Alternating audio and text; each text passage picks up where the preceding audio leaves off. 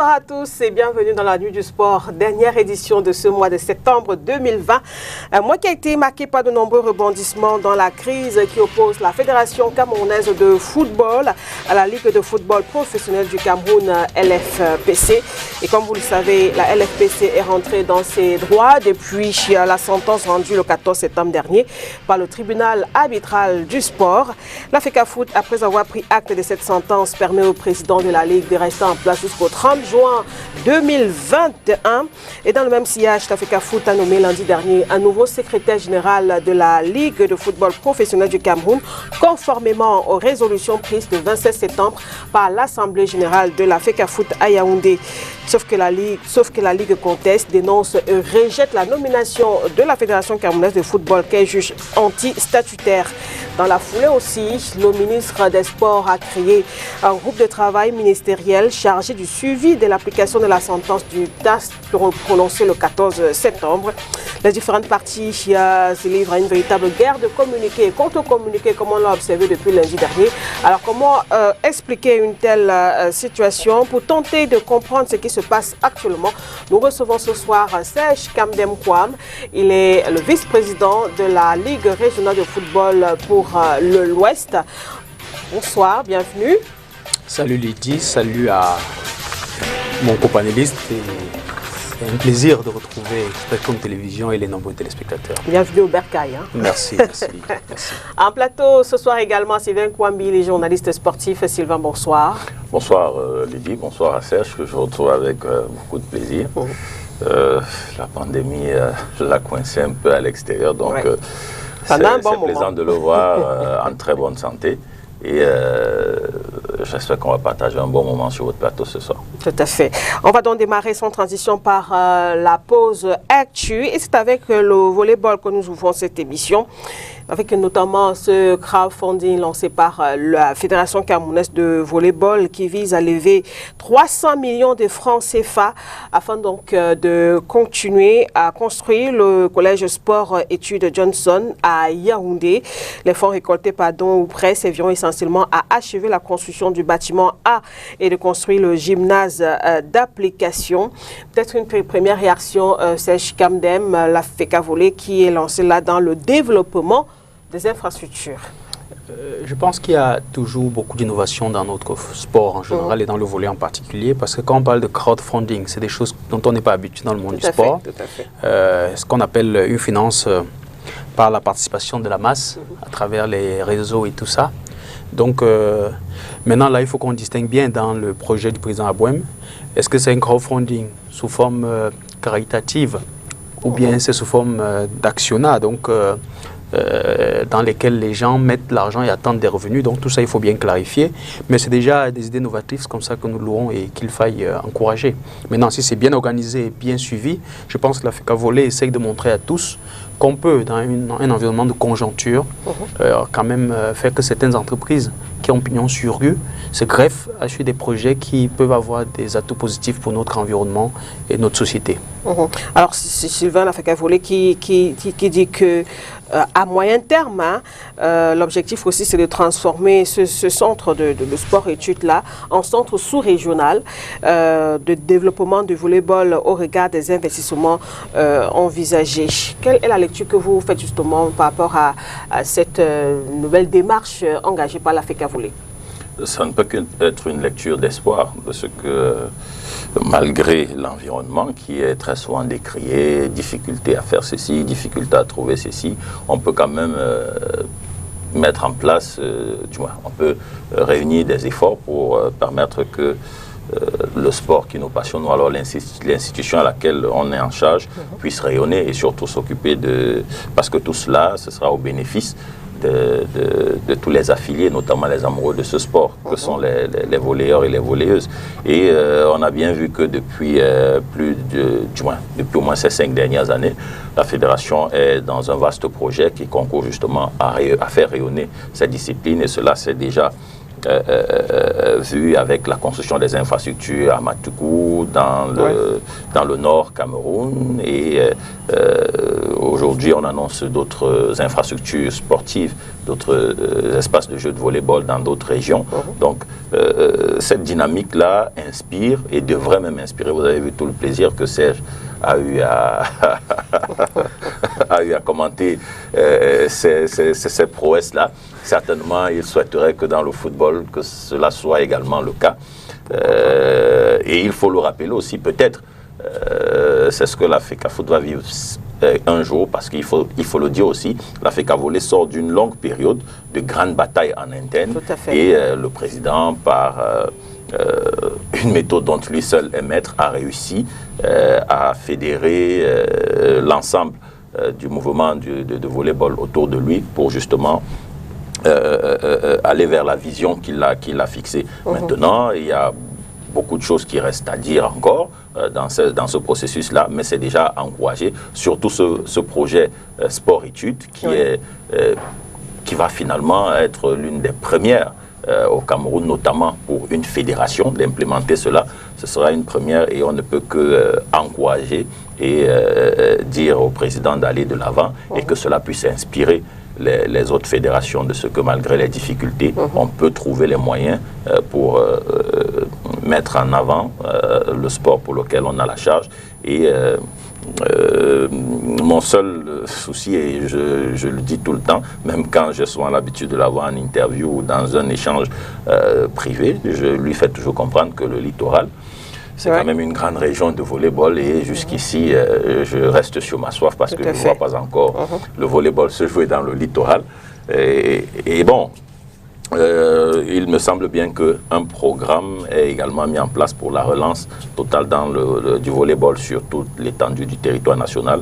Ce n'est que ce rêve que j'attends de voir réaliser. Mais la FECAVOLEY qui estime quand même que la ville de Yaoundé, c'est stratégique, hein? Oui. Par rapport à ce projet. Oui, c'est stratégique, mais je ne pense pas qu'elle soit autant stratégique que Douala, qui est quand même la capitale économique, vous le savez, et qui est une zone assez cosmopolite, qui regorge beaucoup de talents. N'oubliez pas que la ville de Douala, c'est pratiquement le carrefour de tous les grands champions, qu'a connu le Cameroun, que ce soit dans le football, je parle de la région du littoral de manière globale. Donc, tous les grands champions qu'a connu le Cameroun, pour la plupart, viennent véritablement de la région du littoral. Et c'est normal, c'est important que cette région-là ait une part belle dans un processus de développement d'une discipline, parce que c'est également la ville économique, et il faut bien se dire que s'il y a un certain rayonnement d'une discipline dans cette région, et particulièrement dans la ville de Douala, ça va d'une manière ou d'une autre attirer ces opérateurs économiques et entreprises, pourquoi pas, à s'y investir et vous permettre d'atteindre vos objectifs. Alors, vous êtes un dirigeant sportif, Serge. On regarde un peu avec la FECAVOLEY que il y a pas mal de projets et pas mal de buts à atteindre. La FECAVOLEY qui estime par exemple qu'il sera question de faire figurer les équipes nationales camerounaises parmi les 10 meilleures mondiales dans une dizaine d'années.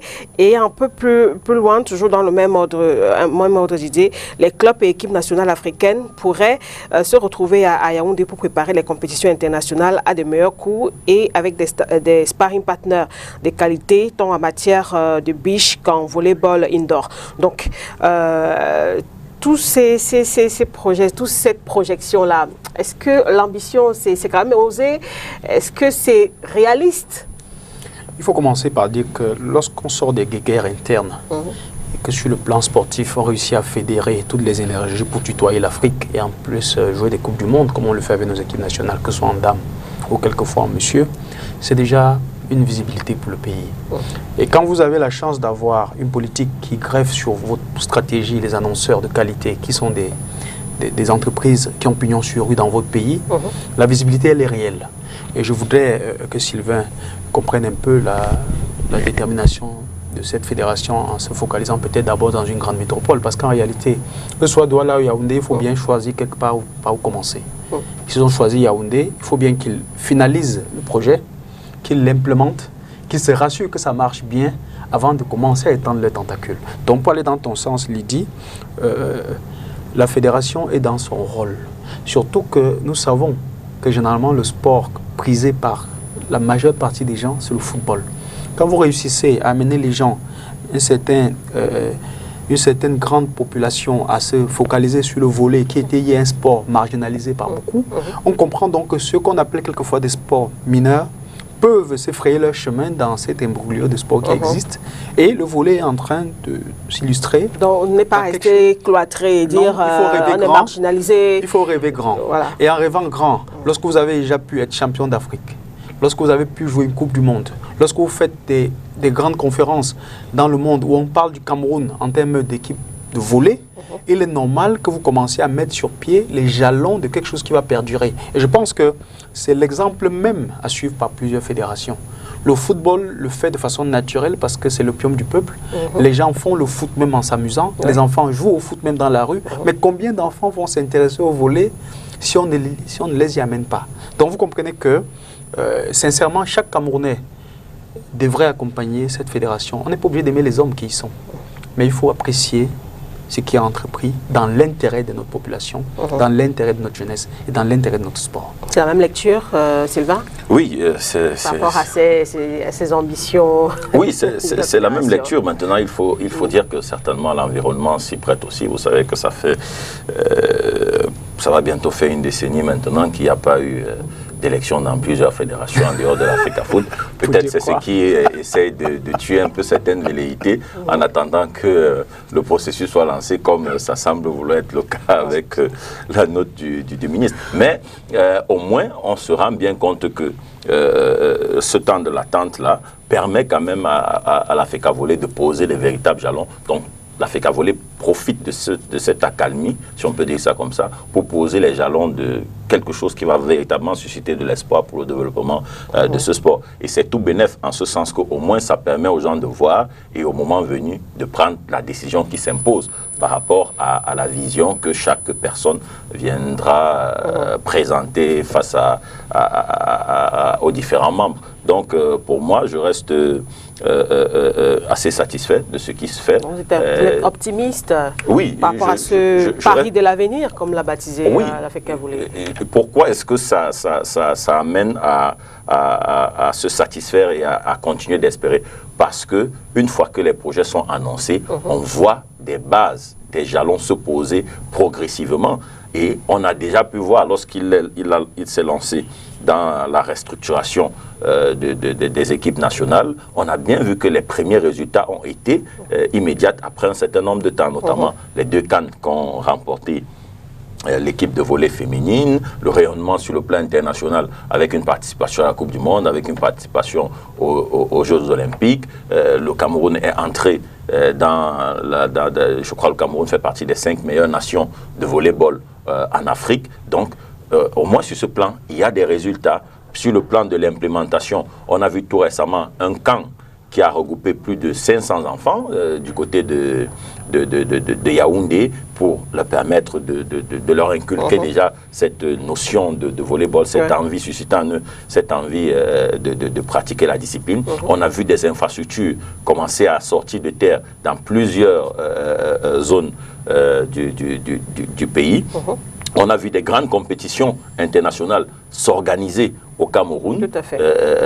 Donc, c'était des choses qu'on n'avait pas vues il y a de cela très longtemps. À côté de cela, on a également vu que ce n'est pas que le volleyball. Il y a également le beach volley qui est en train de monter en puissance. Tout récemment, il y a eu une compétition internationale de volleyball du côté de Yaoundé. Ça démontre que cette fédération est quand même dans une dynamique, si je peux dire, sérieuse, des ambitions qu'elle présente. Et cela peut justement accorder du crédit à ce qui est dit de ce côté. Et c'est pour ça qu'on reste très optimiste. Et on ne peut que encourager cette équipe-là à davantage continuer comme ça, ce qui permettra au Cameroun dans les années à venir de véritablement être une terre de volleyball, comme l'est déjà le football. On va dire que c'est toujours Yaoundé, Serge Chirac. Bon, il faut bien commencer quelque part. Donc, bon, après, il n'a pas tort. Lorsque vous avez un projet, il faut bien commencer quelque part. Sauf que ça n'empêche que... c'est vrai, il faut l'emmener, mais il faut d'abord asseoir le projet. Dans le littoral, on connaît quand même l'histoire du sport camerounais dans le littoral pour pratiquement toutes les disciplines. Donc, pour nous, on souhaiterait vite que cette implémentation, en tendant ces tentacules, vienne passe par Douala. Mais ce qui est surtout important, c'est que, et c'est peut-être là où je peux comprendre, c'est-à-dire c'est très facile de venir implémenter ce projet à Douala. Mais là où c'est beaucoup plus compliqué, c'est des zones reculées. On voit par exemple que dans une zone comme Bafia, il y a toute une équipe de volleyball qui domine presque le championnat camerounais. Et imaginez que dans l'arrière-pays, ça suscite l'engouement. Et parce que c'est ça le plus compliqué, aller dans l'arrière-pays, susciter l'engouement à la discipline. Et comme Serge le disait, on peut facilement jouer au football même dans la rue, mais au volleyball, il est très compliqué. J'en sais quelque chose. Nous, au collège à l'époque, pour qu'on puisse avoir une équipe de FENASCO, on venait à la limite nous mettre la pression, nous menacer pour qu'on s'intéresse. Mais tout naturellement, tout le monde s'intéressait au foot. Donc, aller dans les zones reculées comme ça, réussir à susciter les jeunes à s'intéresser à la discipline, réussir à bâtir des équipes dans l'arrière-pays qui viennent tutoyer les grandes équipes installées dans les grandes métropoles, il faut quand même le faire et c'est tout bénéf pour la fédération. D'accord. On va évidemment suivre l'évolution de ce projet, notamment ce crowdfunding lancé par la Fédération camerounaise de volleyball qui donc incite tout le monde à participer, Serge, au développement de cette discipline. Oui, quand on parle de crowdfunding, ça veut dire que chacun peut tutoyer les orientations de la fédération, savoir exactement comment il s'y engage. Maintenant, comme j'ai dit, c'est en termes de dotation ou bien c'est en termes d'actionnariat. Donc tout ça, je pense que dans leur orientation, tout le monde doit savoir de quoi il est question.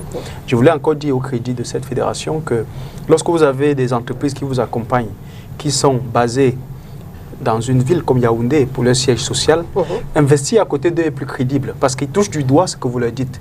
Je suis dans une discipline où les gens ont des appréhensions. Parce que quand vous parlez de sport, généralement les entreprises citoyennes se disent « ouais, c'est un monde dans lequel on va distraire de l'argent ». Mais quand ils peuvent avec vous venir comprendre votre projet parce qu'ils sont à vos côtés, implémenter avec vous, entrer dans le cadre décisionnel, pourquoi ensemble vous fassiez, j'ai dit c'est plus encourageant et après il est plus aisé de tendre ses tentacules. Je veux justifier un peu la focalisation sur la ville. Je ne suis pas de l'Afrique volée, mais je pense quand même que ça puisse tenir comme argument pour développer ce qu'ils sont en train de faire. Donc vivement que les Camerounais qui pensent qu'à côté du football, on peut avoir autre chose qui soit attractif, comme le volley, s'intéressent à ce crowdfunding, pourquoi pas pour apporter leur expertise et même leurs moyens pour demain se bomber le torse d'avoir quand même contribué à l'épanouissement de notre jeunesse. Tout à fait. Alors on va parler d'autre chose, de foot féminin, notamment dans cette première partie de l'émission toujours. Et c'est l'internationale footballeuse Choute Adjara, la bonne nouvelle qui nous vient d'elle depuis le week-end dernier. Elle a inscrit donc 4 buts, un quadruplé du côté de la Norvège. C'était lors de la large victoire à domicile de son club Vålerenga par 7-0 face à la formation de Klepp. Le match comptait pour la 14e journée du championnat professionnel de football féminin de Norvège. Choute Adjara a notamment marqué à la 18e minute, 49e, 75e et 78e minute de jeu. Avec cette performance, elle porte dans son compteur son compteur à 8 buts en 13 matchs. Dans la foulée aussi, son club est leader du championnat avec 31 points. Alors, surpris ou pas, Sylvain, par cette performance? Non, je ne suis pas surpris. Vous savez que Choute Adjara a commencé cette saison avec un goût très amer du dernier Ballon d'Or où elle a échoué à la 2e place. Ça a été dur pour elle, mais ce qui est bien, c'est que ça ne l'a pas découragée.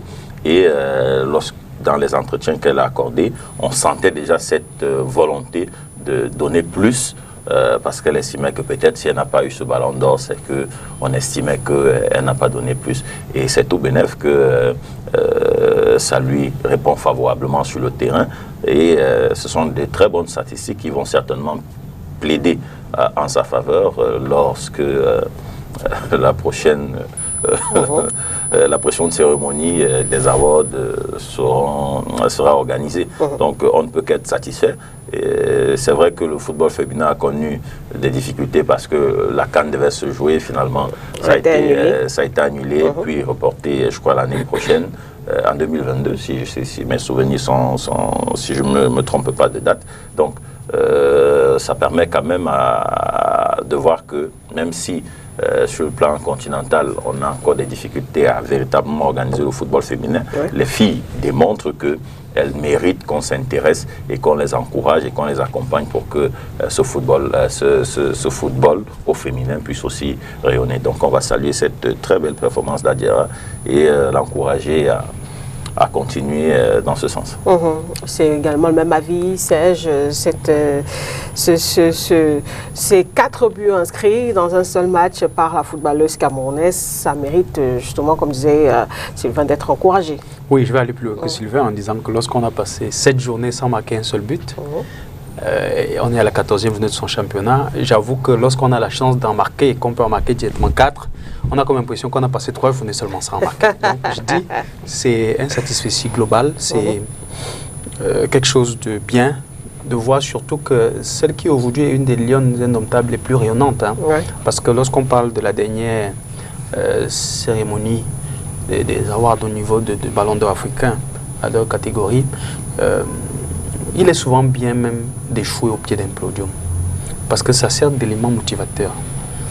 On a vu, sans forcément, on a vu Samuel à des fois où on pensait qu'il va enchaîner des ballons d'or au moment où on l'attendait le plus. Juste parce qu'il n'a pas pu prendre un avion, on n'est pas être ballon d'or africain. Donc vous comprenez que c'est souvent compliqué et c'est comme ça. Mais Chouette, je pense qu'elle espérait beaucoup. À défaut des titres africains officiellement pour le Cameroun, lorsqu'on a une nomination individuelle comme ça, c'est galvanisant, ça fait que tout le monde soit concentré sur la discipline. Et aujourd'hui, elle est une des porte-étendards les plus sérieuses. Donc, qu'elle soit dans cette performance, deuxième meilleure buteuse de son championnat à date, avec 8 buts, j'ai dit, l'espoir et le vœu, tout le mal qu'on pourrait lui souhaiter, c'est de travailler davantage pour que là où elle a failli cette saison qui s'est achevée, soit l'élément sur lequel elle s'appuiera pour être vainqueur. Parce qu'arriver au sommet pour elle ne sera peut-être pas la chose la plus aisée, mais se maintenir encore sera plus compliqué. Donc vous voyez que le chantier est énorme. Et comme l'a dit Sylvain il y a tantôt, le fait d'avoir reporté la compétition du Chan fait peut-être mal. La CAN féminine, ça fait mal. Mais en même temps, quand vous regardez la structure de l'équipe du Cameroun qui était en reconstruction, je pense qu'on leur a donné, pour moi, matériellement un peu de temps pour que les nouvelles recrues qui sont arrivées puissent prendre du poil de la bête. Parce qu'on avait une équipe quand même qui était sur une phase totalement descendante, qui malheureusement n'a pas gagné grand-chose avec tous les talents qui y étaient. Et Chouette aujourd'hui est, à côté des Aboudi et autres, une des pièces maîtresses. Et je pense que la voir rayonner comme cela peut être un élément motivateur des autres qui travaillaient en se disant qu'elles ne sont pas sur orbite. Mais le vœu pour moi, personnellement, c'est de voir toutes ces lionnes, pas seulement en Norvège, dont on va seulement apprendre par les voix des médias comme 45x2.com, mais en plus, les voir dans les matchs en direct, comme on le fait aujourd'hui avec le championnat français, pourquoi pas. Si on pouvait les voir, pour moi, ça ne gênerait pas, parce qu'aujourd'hui, le foot féminin est en train de niveler. C'est-à-dire qu'il est en train de prendre un audimat du foot féminin, du foot masculin, pardon, qui est non négligeable. Et on voit bien qu'il y a un intéressement croissant des dames pour cette discipline. Et c'est ici, pour moi, le lieu d'encourager les dames de notre ligue de football féminin du Cameroun, qui sont en train d'essayer autant qu'elles peuvent à leur niveau de faire un travail appréciable. Et j'espère qu'on verra ça dans notre championnat très prochainement. Alors, on l'espère. On l'espère. Alors, Sylvain, quand même, on regarde ces images de Chouette Adiara et on comprend qu'elle devient un maillon de plus en plus incontournable pour une équipe comme celle du Cameroun. Il y aura, on l'a dit, il n'y aura pas de CAN cette année, mais il y a quand même les barrages qui se profilent à l'horizon, pour les Jeux Olympiques qui se profilent à l'horizon. Alors, qu'est-ce qu'on peut lui souhaiter? De garder la forme jusqu'à ce moment? Oui. De rester constante? Oui, surtout que, comme le soulignait Serge, notre équipe avait amorcé une phase descendante. Et avoir des joueuses comme ça, savoir qu'il y a au moins des joueuses comme ça sur qui on peut compter, qui peuvent être des piliers de la reconstruction, ça ne peut qu'être une bonne chose. Et il faut se le dire, Adiara, c'est tout le poids qu'elle porte aujourd'hui à être comme une sorte de locomotive pour les jeunes générations. Donc, elle est consciente de tout ce poids-là et je pense que c'est davantage ces éléments-là qui concourent justement à faire que lorsqu'elle est sur un terrain, elle donne tout pour continuer non seulement à faire rayonner le drapeau de son pays, à faire rayonner le football féminin et aussi à inspirer toute cette jeune génération qui rêve d'atteindre ce niveau. Et cette jeune génération doit comprendre que ça ne passe que par le travail, parce que sans tricherie, avec la tricherie, on ne peut aboutir nulle part. Donc on va continuer de suivre, évidemment. Et peut-être un élément, c'est très rare que cela arrive dans le monde, dans l'univers du football, de voir un joueur mettre en place toute une équipe, parce que c'est aussi un problème que les joueurs ne comprennent pas souvent, très souvent, notamment nos joueurs camerounais. Lorsque vous êtes un joueur professionnel, vous devenez une entreprise. Et cette entreprise doit répondre à un certain nombre d'organisations. Et aujourd'hui, Foot Adjara est en train de comprendre cela. Et vous voyez qu'autour d'elle, il y a toute une équipe qui s'occupe de sa communication et de son image, de son management. Et ça permet justement qu'elle, en tant que footballeuse, se concentre exclusivement à jouer, sachant que le reste des tâches c'est confié à des experts et ça lui porte bien. Vous voyez qu'on n'a pas du mal à avoir ces informations. C'est vrai qu'on peut chercher, mais aujourd'hui on n'a pas du mal à avoir des informations parce que ces informations, son actualité vient pratiquement vous retrouver. Et même dans le foot masculin, on ne voit pas les hommes qui ont souvent même beaucoup plus de moyens, qui signent des contrats à des dizaines de milliards, ne le font pas, contrairement à une joueuse qui le fait. C'est encourageant et ce sont des éléments comme ça qui inspirent. Et c'est peut-être l'occasion de saluer Nasser Njoya aussi. Pour, oui, justement, c'est le lieu de saluer Nasser Njoya qui a un travail de sa petite autour de cette joueuse-là. On encourage les joueurs à suivre ce pas-là. C'est pas la compétence qui manque, c'est juste une question de confiance et aussi de mettre les moyens qu'il faut à disposition pour que vous puissiez être mis sur la sellette et qu'on vive de moins en moins des scandales, sextés, ceci, cela, machin, truc, comme on les vit très souvent. Merci bien, Sylvain Kouabi. Donc, on va rentrer dans la seconde partie de cette émission consacrée au débat. Je vous l'annonçais donc dès l'introduction, de rebondissement dans la crise qui oppose la Fédération camerounaise de football à la Ligue de football professionnel du Cameroun, LFPC. LFPC qui est entré dans ses droits depuis le 14 septembre dernier à la faveur d'une sentence du tribunal arbitral du sport. Et la FECAFOOT qui permet donc au président de la Ligue de rester en poste jusqu'au 30 juin 2021. Dans le même sillage aussi, lundi dernier, la FECAFOOT a nommé un nouveau secrétaire général à la Ligue de foot professionnelle du Cameroun, conformément aux résolutions prises par l'Assemblée générale en fin de semaine dernière du côté de Yaoundé. Une démarche que dénonce et rejette fermement la LFPC. On va aussi rappeler que le ministre des Sports a créé dans la foulée un groupe de travail ministériel chargé du suivi de l'application de la sentence du TAS. Voilà, aujourd'hui, Sylvain, de manière globale, quelle est l'analyse que vous faites de ces différentes sorties ces derniers jours? Bon, on constate simplement, et ça avec beaucoup de regrets, que les choses sont coincées. Chaque camp reste tranché sur ses positions. Maintenant, qu'est-ce qui justifie ces différentes positions? Il faut simplement rentrer dans le fond du problème, c'est-à-dire ces différentes procédures, les velléités des uns et des autres pour comprendre pourquoi est-ce qu'on en est là. Le débat de fond, ce sont les sentences normalement rendues par le TAS. Est-ce qu'il faut les appliquer? Est-ce qu'il ne faut pas les appliquer? Comment est-ce qu'on les applique?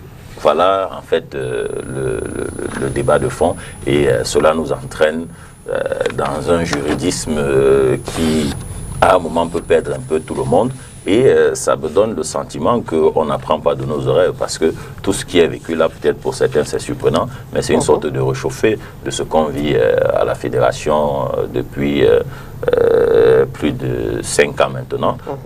Vous savez qu'on sort de 2 comités de normalisation, 2 élections, celle de Momo Njoya étant la 3e.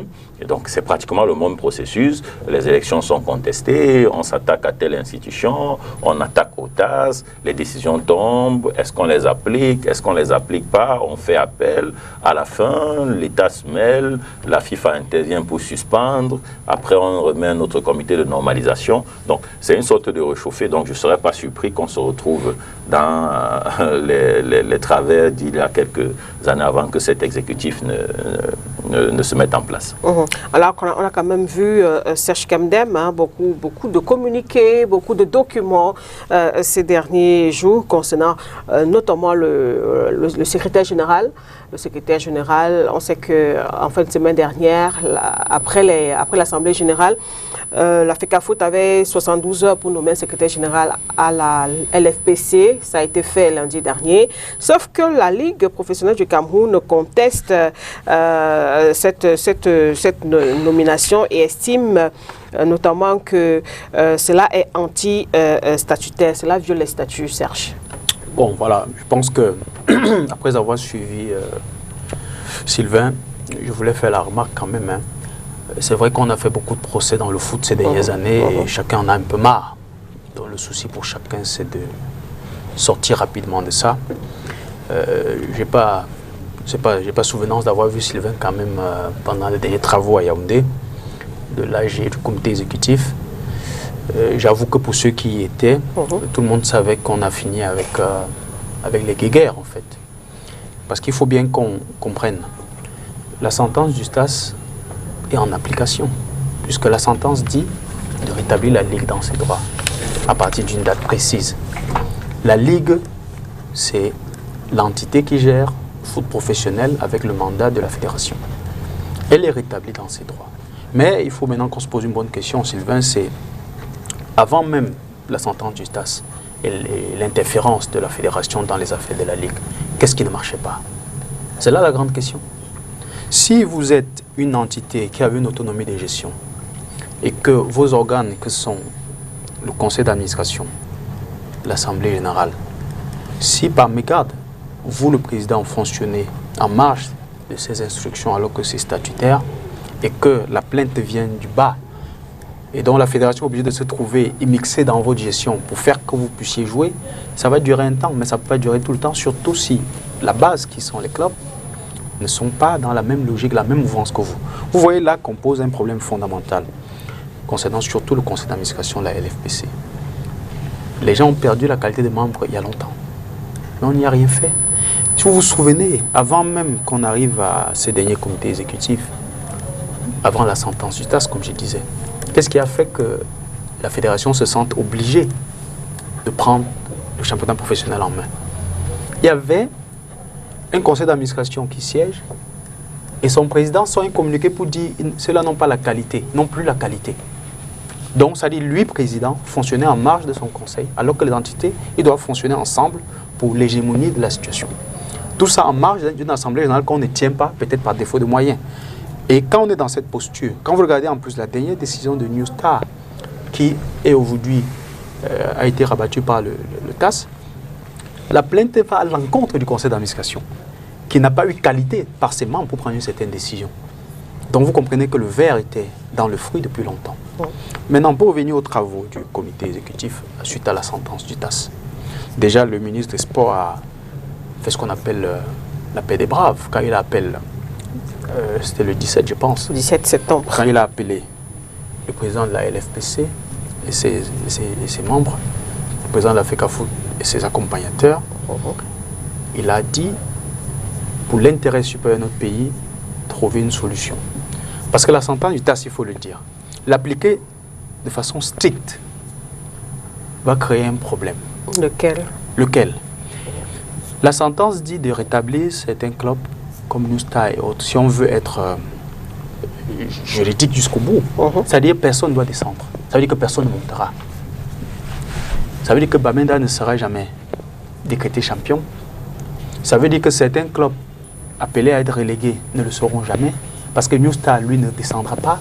C'est-à-dire que ça va créer un statu quo pour une année. Ça, c'est la sentence. Or, le ministre vous dit, on a des échéances. Aller dans cette application va être suicidaire. Faites la paix, trouvez des compromis. parce qu'il n'y a rien qu'entre les hommes, on ne repart pas.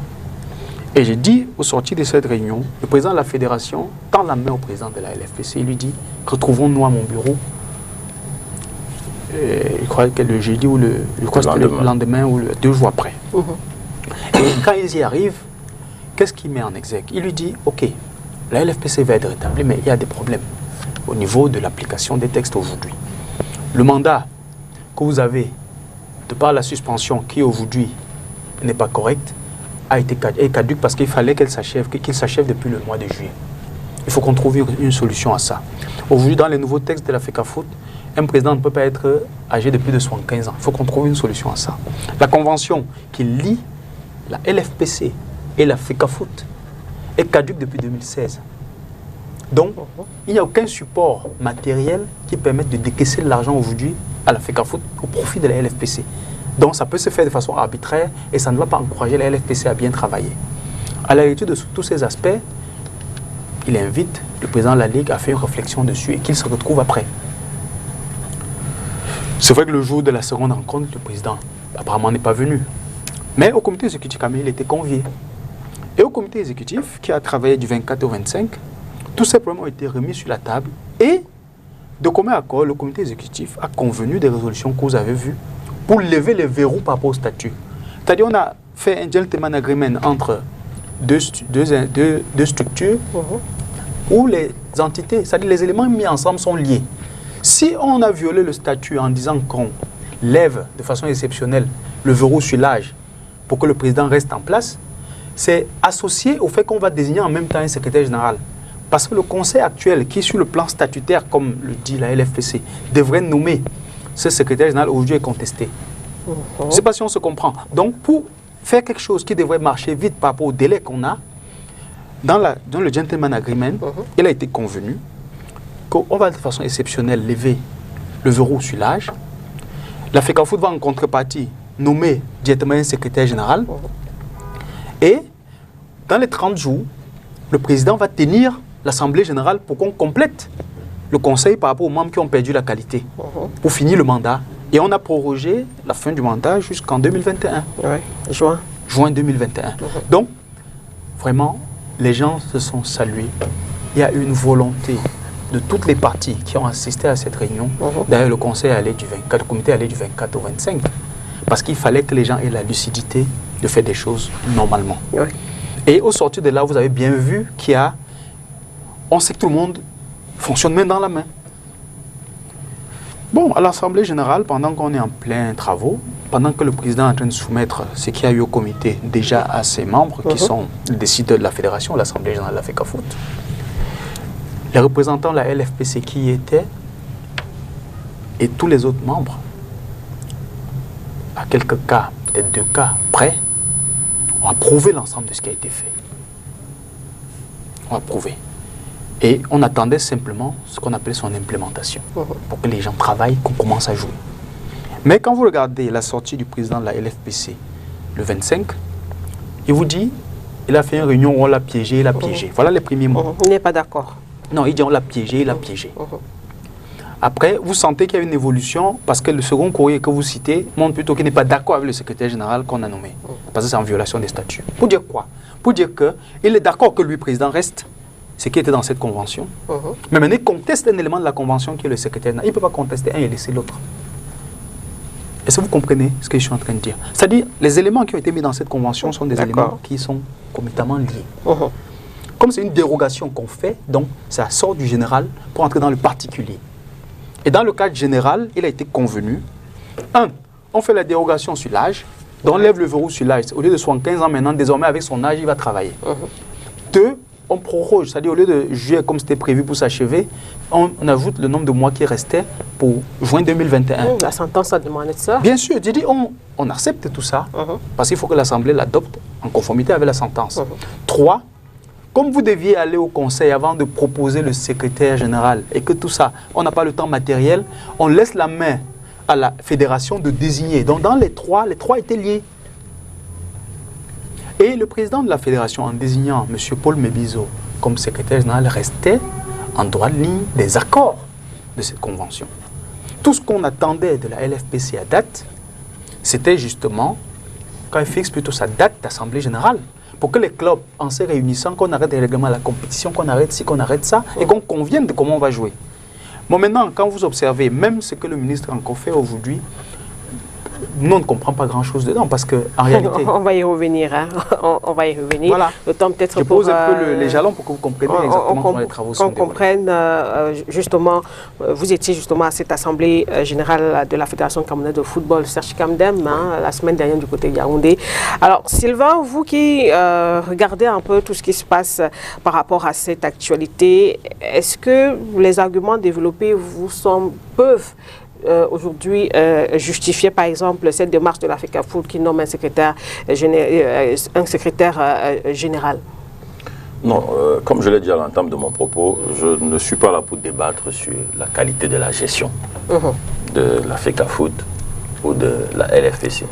Chacun connaît exactement mes positions. Je sais que je n'ai pas été d'accord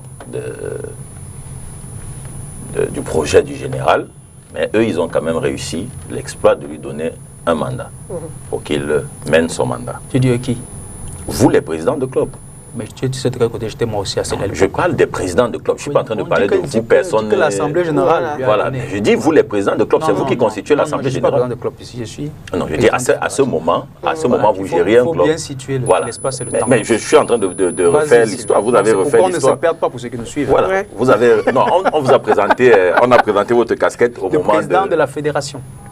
Vice-président de la fédération. On a présenté votre casquette tout à l'heure. Donc, on a présenté votre casquette. On sait très bien que vous représentez la FECAFOOT parce que vous en êtes membre et responsable. Voilà. Mais sauf qu'au moment des faits, puisque vous avez parlé tout à l'heure de la gestion, vous étiez de cette assemblée qui a donné mandat au général d'exercer jusqu'en 2000. Si tu donnes l'espace et le temps en disant que j'étais de la liste opposée à lui, si tu ça comme ça?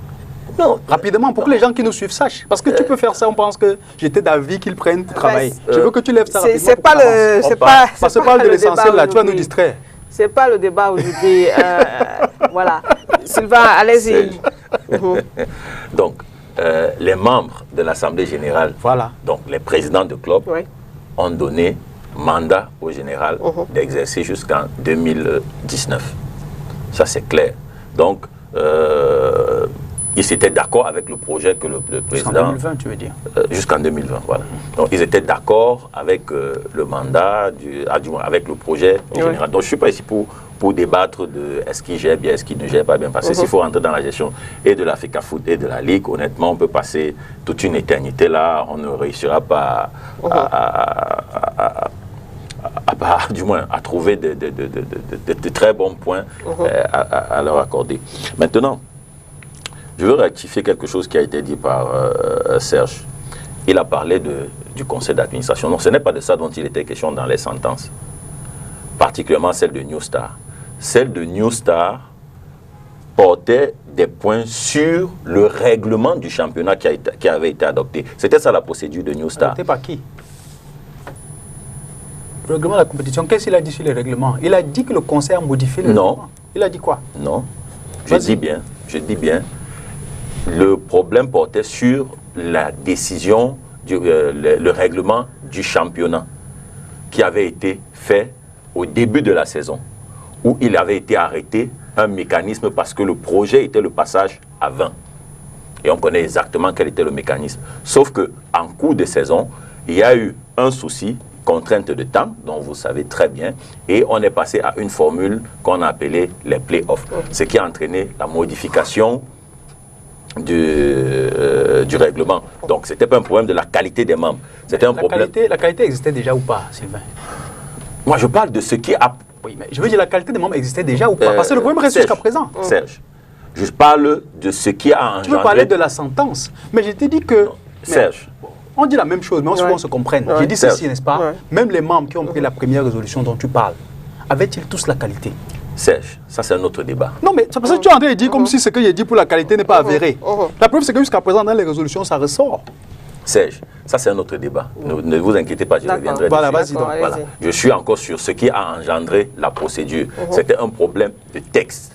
Les règlements du championnat. On a estimé que les règlements du championnat, les règlements ont été changés en cours de saison, donc n'étaient pas justifiés.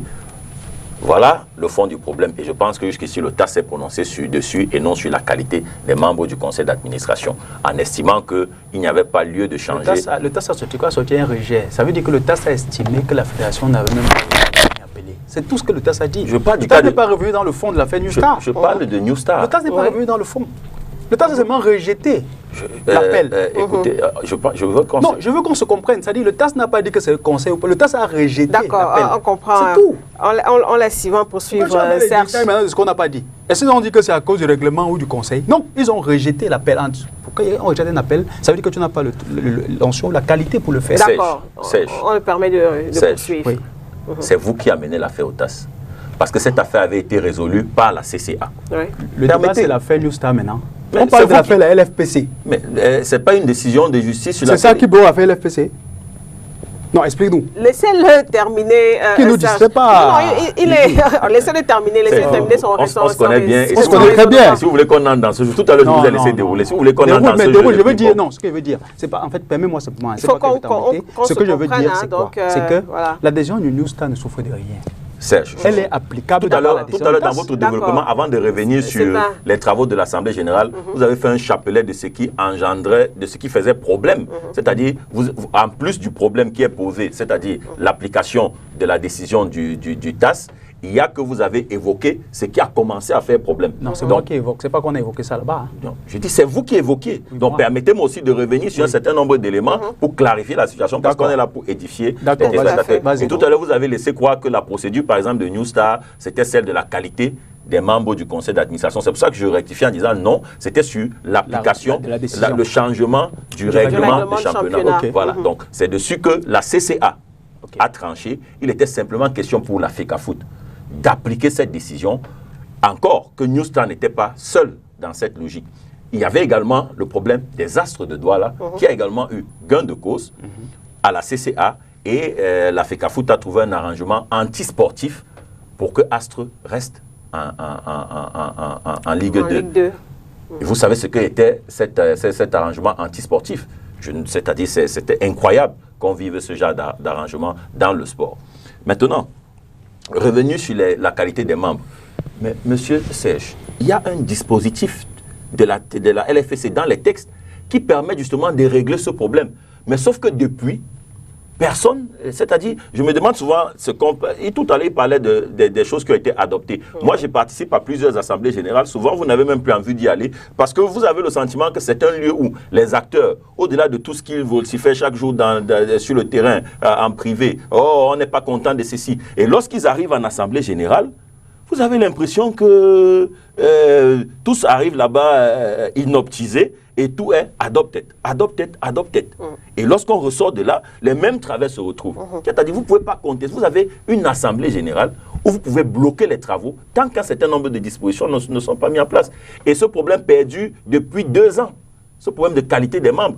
Les médias en ont parlé. Vous vous souvenez, on est même venu vers les présidents de club leur poser la question. Certains qui, pour eux, la décision était favorable, ont trouvé ça juste. D'autres ont essayé de tourner. Pourtant, il y a des sessions qui permettent de régler ce genre de dispositions. C'est dans vos textes, du moins. C'est vrai que vous n'êtes plus membre de la LFPC, mais à cette époque, vous étiez membre. Donc, c'est dans vos textes.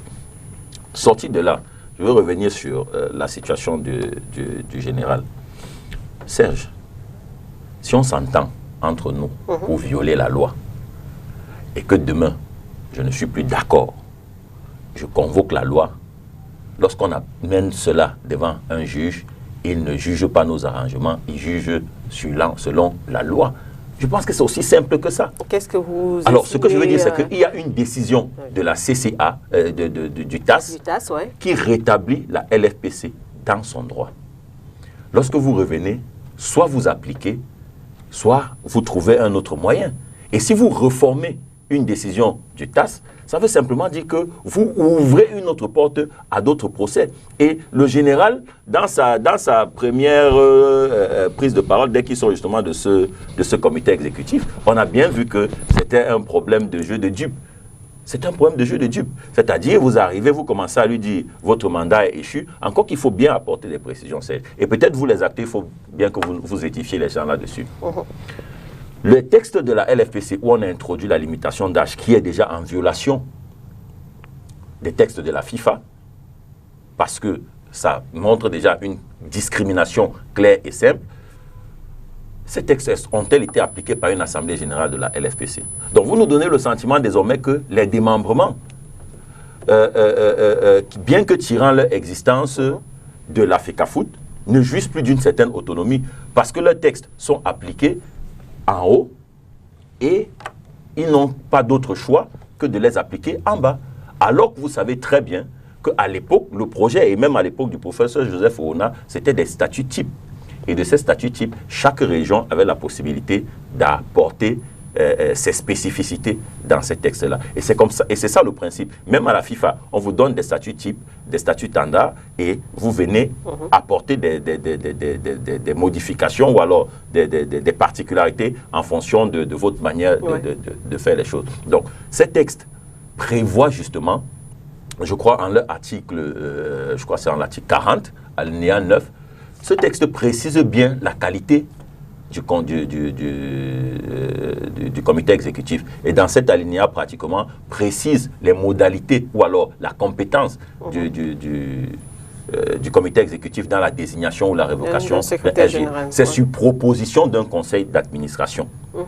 Mais quand Sèche dit qu'il n'y a pas le temps matériel d'organiser justement ce conseil d'administration, de résoudre les problèmes qu'il faut, et de proposer peut-être un secrétaire général, est-ce que... Voilà. Si je vais finir, je vais parler. Voilà, donc c'est sur proposition, je parle particulièrement de la nomination d'un SG, c'est sur proposition d'un conseil d'administration. Donc ça veut dire que lorsque le président sort, ou alors l'Assemblée générale adopte, elle est elle-même en train de violer les propres textes de la FECAFOOT. Bien qu'une assemblée générale soit souveraine, elle n'est pas au-dessus des textes, parce que ce sont les textes qu'il faut appliquer. Ce que vous aurez pu faire, c'était de modifier les textes qui permettent justement d'appliquer ce que vous avez fait. Mais c'est en violation totale des textes. Mais quand même, et le général a le droit, le général a le droit de sauter dessus pour dire que vous avez violé les textes. Maintenant, sur la décision du TAS, il n'y a pas deux choses à faire. Le ministre a été clair lorsqu'il a réuni les partis. C'était d'appliquer sans autre forme de juridisme. Ça, c'était l'accord qui est sorti de là. C'était appliquer cette décision sans autre forme de juridisme. Alors, tout ce qui s'est fait à la FECAFOOT, c'était une manière de reformer, et on comprend bien la logique dans laquelle la FECAFOOT est en train d'aller, malheureusement. Alors, Serge Kamdem Kwam, et peut-être, et il faut préciser, oui, justement, pour chuter que ces mêmes textes, c'est sur la base de ces textes, la FECAFOOT l'ayant présenté au TAS, c'est sur la base de ces textes qu'on a rétabli la LFPC. Pour simplement dire à la FECAFOOT que vous avez l'obligation d'appliquer vos propres textes que vous vous êtes dotés.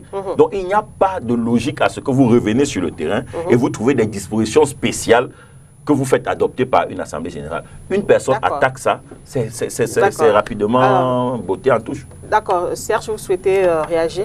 Je suis d'abord fier de voir que la casquette de représentant de l'LFPC est bien dit dans ce plateau. Je suis fier de voir que Sylvain... C'est pas ça l'objet du débat. Non, on connaît ça. Laissez. C'est pas ça le débat. Vous avez présenté ma casquette, c'est ça qui est le plus important. Je reviens dans le fond maintenant. La sentence du TAS dit de rétablir la LFPC sur une période donnée, à partir de telle date. LFPC, c'est qui, Sylvain? C'est une entité. Est-ce que l'entité est rétablie à date? C'est une question que à laquelle tout le monde peut. Est-ce que l'entité est rétablie à date? Est-ce qu'on peut reprendre ensemble que oui? Oui, elle est rétablie à partir où la fédération reconnaît que la LFPC existe et qu'elle est dans ses bureaux et qu'elle commence à adresser des courriers officiels auxquels on répond. Elle a son existence déjà rétablie. Comment, toi, tu peux admettre, dans tes propos tout à l'heure, tu admets que on fasse une réunion, on dit les statuts aujourd'hui disent que l'âge est limité à 75 ans. Mais celui qui est en face a 80, je ne sais pas combien d'années. Attends. Donc vous voulez distraire. Écoute, non, je ne veux pas distraire. Je vais te montrer que... je vais te montrer que si on fait la dérogation déjà pour laisser que cet âge-là travaille, c'est une dérogation. Et c'est fait avec l'accord de l'Assemblée. Ce n'est pas une violation des textes. C'est une violation. Non, Si vous voulez, je vous démontre ça, Serge. À partir de l'application, à partir de la décision du TAS. Si vous voulez, je vous démontre ça très facilement. La décision du TAS n'a pas dit d'adapter l'âge de quelqu'un. Non, je dis si vous voulez. Ça a dit de rétablir la LFPC dans ses droits. Au moment des faits, Serge. Sylvain. Au moment des faits. Sylvain, on peut établir une LFPC. Mais tout à l'heure, je vous ai présenté, vous avez dit que non, au moment des faits, vous étiez dans tel bord. Alors ne venez pas faire choisir. Tout à l'heure, tu disais que tu vas pas faire comme moi. Maintenant, tu as fait plus que moi. Continuez pour Maintenant, Serge. je disais ceci. Lorsque vous faites une réunion, je vous ai dit, rétablir la LFPC dans ses droits, c'est faire qu'elle soit opérationnelle. Et tu conviens avec moi qu'avant la crise qui a fait l'implication de la FECAFOOT dans les affaires de la LFPC, il y avait dysfonctionnement à la LFPC. Si tu le renies, tu dis. La preuve, c'est que je réponde dessus. Si tu veux. Le conseil d'administration, oui, attends, je te le permets. Le conseil d'administration, à l'époque, avait siégé. Le président est resté chez lui et a dit, il ne reconnaît même pas ceux qui ont pris la décision, qui sont en train de prendre. Si c'est faux, dis que c'est faux. Dis-le, tu es le représentant, dis-le. Vas-y, oui, vas-y sur cette partie-là avant que je continue. Ok, Serge, moi ce qui est bien avec vous les acteurs, c'est que lorsque vous faites vos films, en fonction de l'analyse des journalistes, soit ils sont à tel bord, soit... tout à l'heure, on parlait des élections à la LFPC à cette époque-là. Je suis sûr que si on revient dessus, vous avez dit que vous étiez de votre bord. On est d'accord. C'est le réponse à la question que j'attends là. Non, je voudrais, parce que vous me présentez comme le représentant de la LFPC. Non, mais tu es ici comme le représentant.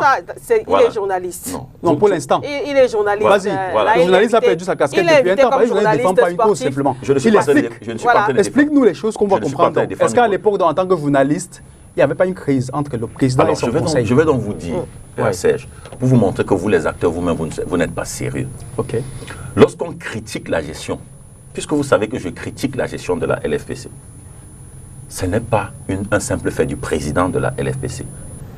Le secrétaire général, qui est le moteur de l'administration, est également impliqué dans cette gestion. Mais lorsqu'il est arrivé qu'on suspende le secrétaire général de la LFPC, on a vu tous le comportement des présidents. Et aujourd'hui, ce secrétaire général, Mme Mangele, est là où on sait. Une ligue que vous venez de féliciter tout à l'heure. Donc, ne venez pas jouer ce jeu avec nous. Ça répond à la question, c'est une parenthèse que tu faisais. Ça répond à la question. Je suis en train de répondre. Tu as suivi la réponse. La réponse, c'est quoi? La réponse, c'est que le conseil et le président étaient en phase. C'est vous le problème. Attends. La réponse, c'est que le président et son conseil étaient en phase. C'est vous le problème. Bon, ok, je vais continuer. Puisque c'est vous qui faites partie du conseil. C'est la parenthèse. Il a répondu quand même. À sa façon. Voilà. Il n'a pas répondu, Lydie. Il a répondu à vos questions. Vous comprenez exactement ce que je dis. Et ce problème pas de l'achat des matchs. Parce qu'il a fait du sophisme. D'accord. Et ça, c'est du Sylvain Kwambi qui l'a changé de casquette. Je suis d'accord avec toi. Maintenant, je vais continuer. Sylvain Kwambi. Oui, maintenant, je te connais quand tu es bien. Maintenant, là, je vais continuer. Donc, comme tu avoues, de façon voilée, qu'il y avait un problème entre le président et son conseil d'administration. Le président et les clubs. Je vais plus loin. Supposons qu'il est président avec les clubs. Alors, jusqu'à où tu vas? Ça veut dire que le président et son assemblée générale, le président et son conseil. Quand tu as le problème en tant que la tête de proue, avec les organes. Mais à titre de précision, cette assemblée le 12 janvier, a adopté la gestion, a validé la gestion. C'est curieux quand même. Prends ton calme. On va le laisser expliquer. J'ai dit ceci. Tout à l'heure, ce qui m'a plu, tu es allé même plus loin que moi.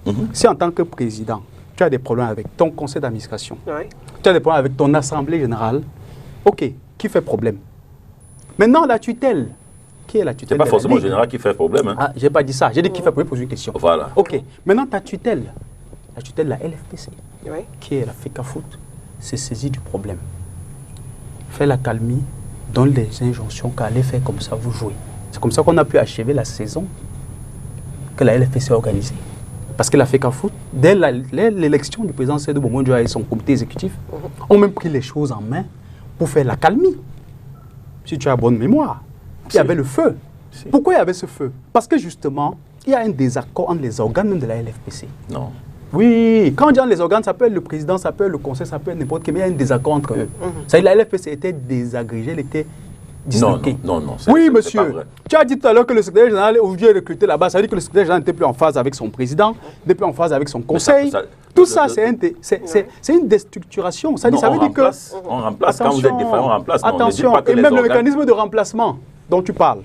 Si tu veux revenir sur les faits, celui qui est là aujourd'hui a eu le mandat de qui? Il n'est pas secrétaire général, ce que je sais. Il est quoi? Il est intérimaire. L'intérimaire met combien de temps? Mais elle était tu ne sais plus. Non, tu ne sais plus. Elle était suspendue. C'est bon, Sylvain. La LFC était suspendue, mais comment vous voulez venir jouer à ce jeu? Combien de temps? L'intérimaire met combien de temps? Non, mais... Ok, je peux continuer. Non, ne perds pas ton latin. Je te connais assez lucide toi-même. Calme-toi. C'est vous qui n'êtes pas lucide. Calme-toi. Je vous en prie, messieurs. C'est vous qui n'êtes pas lucide. On explique les choses aux gens. La question de Lydie, c'est qu'est-ce qui coince? Tu ne peux pas être un patriarche à qui tout le monde donne du respect. Si dans une réunion, on dit ce qui ne convient pas, même au texte, tu te lèves, tu dis ça, c'est en violation de. Ou bien ça, je ne signe pas parce que j'ai une réserve, ou bien je signe sous réserve de. Ça veut dire qu'on peut savoir qu'il y a encore des choses qui peuvent arriver parce que tu as des observations à faire. On ne peut pas faire une réunion, considérer que le père est avec les enfants. C'est-à-dire, on donne ta place de papa. Et c'est même les mots que le président de la fédération a utilisés. Que je l'ai pris comme mon père. On a fait tout paisiblement. On a fait ci, on a fait ça. Tu dis, si on le fait en violation de la loi, quelqu'un peut sortir et conteste. Mais attends, où est la loi qui est violée? À partir du moment où on fait des dérogations et on vous dit que tout ça est lié, c'est-à-dire si on fait la dérogation pour ton âge, alors que le statut prévoit autre chose, on fait la dérogation en même temps pour la désignation du secrétaire général, et on vous dit que tout ça va ensemble. Dans le fond, pourquoi la désignation du secrétaire général fait autant de problèmes, Sylvain? J'ai peur d'une chose, parce que le poste de SG revêt une certaine qualité, une certaine compétence, pas seulement au niveau de la didactique, mais au niveau même de l'engagement. C'est lui le co-signataire. Et si le problème existe à la LFPC, c'est sur la gestion de l'argent. Pas seulement. J'ai peur. Non, en priorité. Pas seulement. Non, en priorité. Non, en priorité. Je vais te dire pourquoi. Je vais te dire pourquoi. Je vais vous dire pourquoi. Non, attends. Tu vas dire d'abord pourquoi après.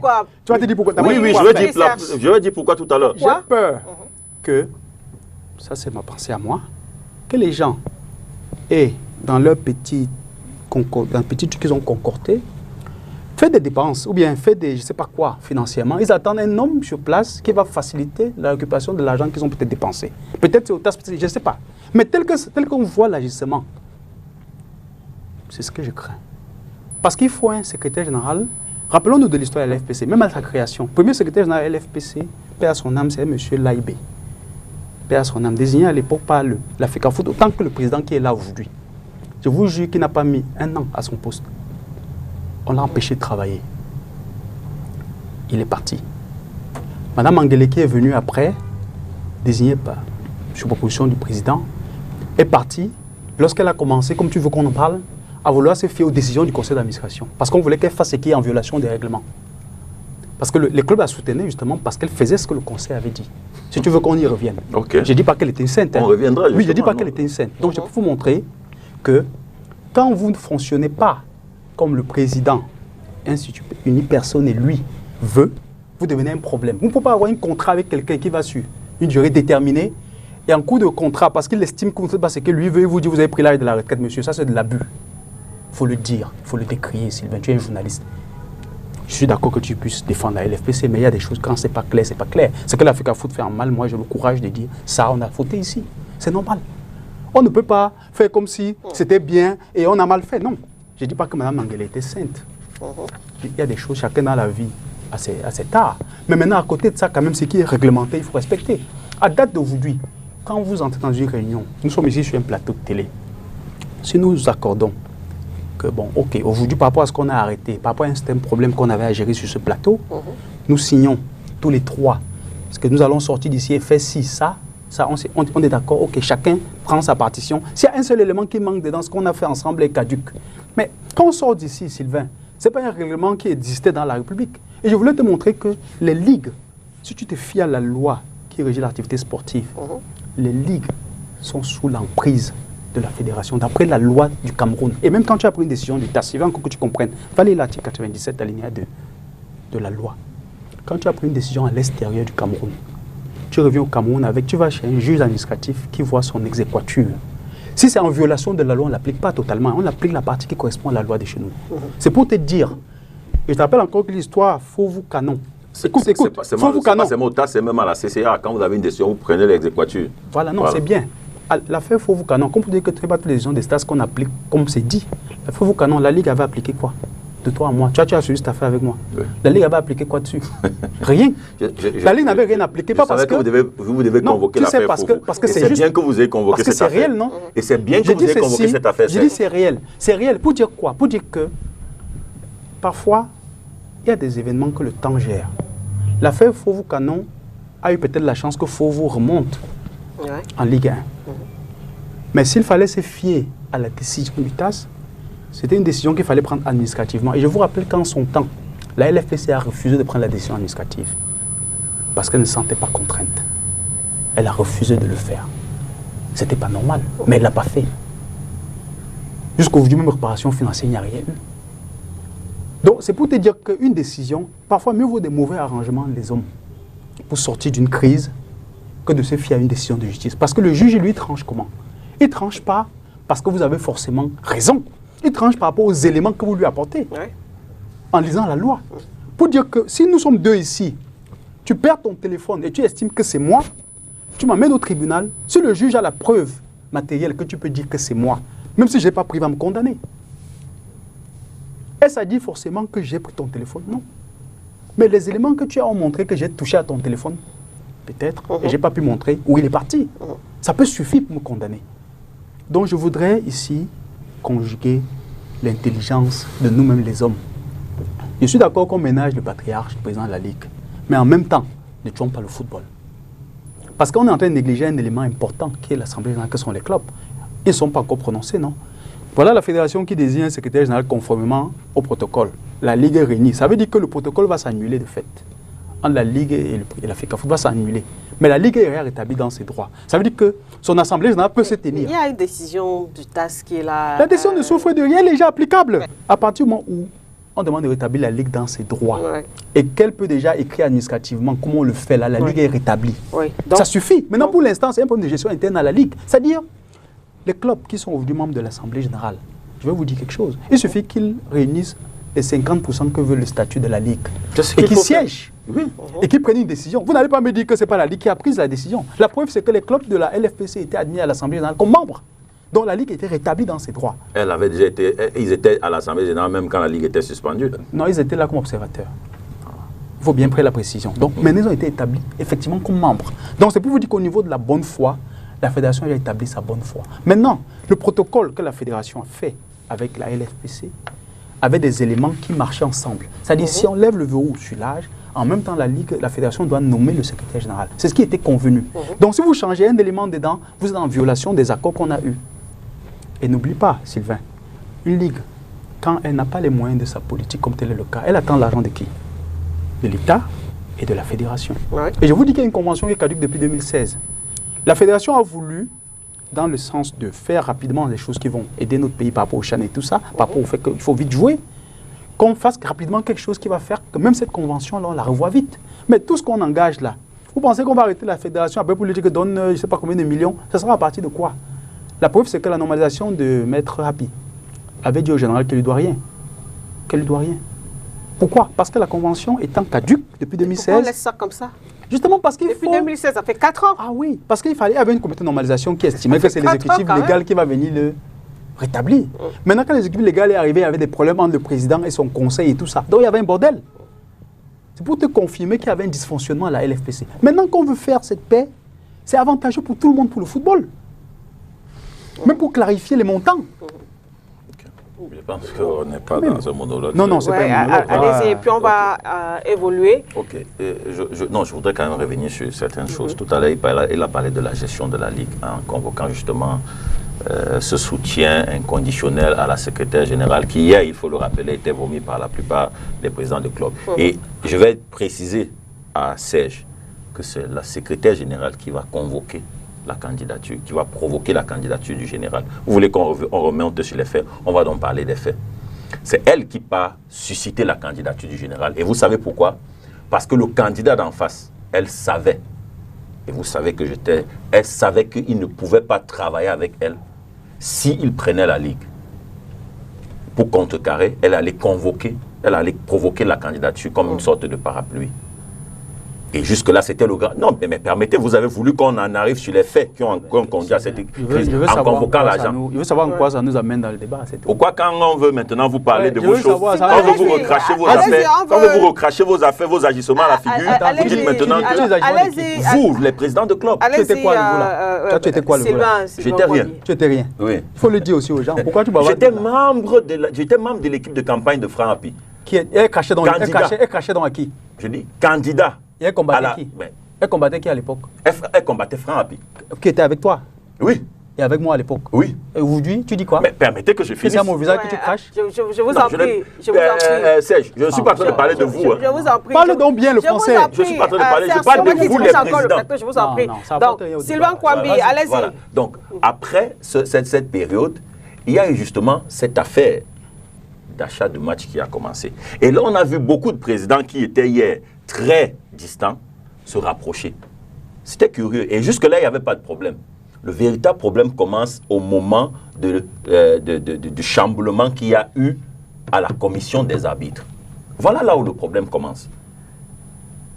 Oui, voilà là où le problème commence. Lorsqu'il y a chamboulement là-bas, parce qu'on s'est rendu compte, le général justement s'est rendu compte que il y avait beaucoup de problèmes, on décriait l'arbitrage et la curiosité c'était que certains clubs en début de saison chutaient et curieusement en phase retour étaient si excellents qu'ils tutoyaient pratiquement le haut du tableau. Ça a attiré son attention, tac, il a touché cette chambre-là. Qu'est-ce qui s'est passé? Les présidents de clubs ont tout fait pour susciter la FECAFOOT de reprendre, s'appuyant justement sur une décision logique, celle de la CAF.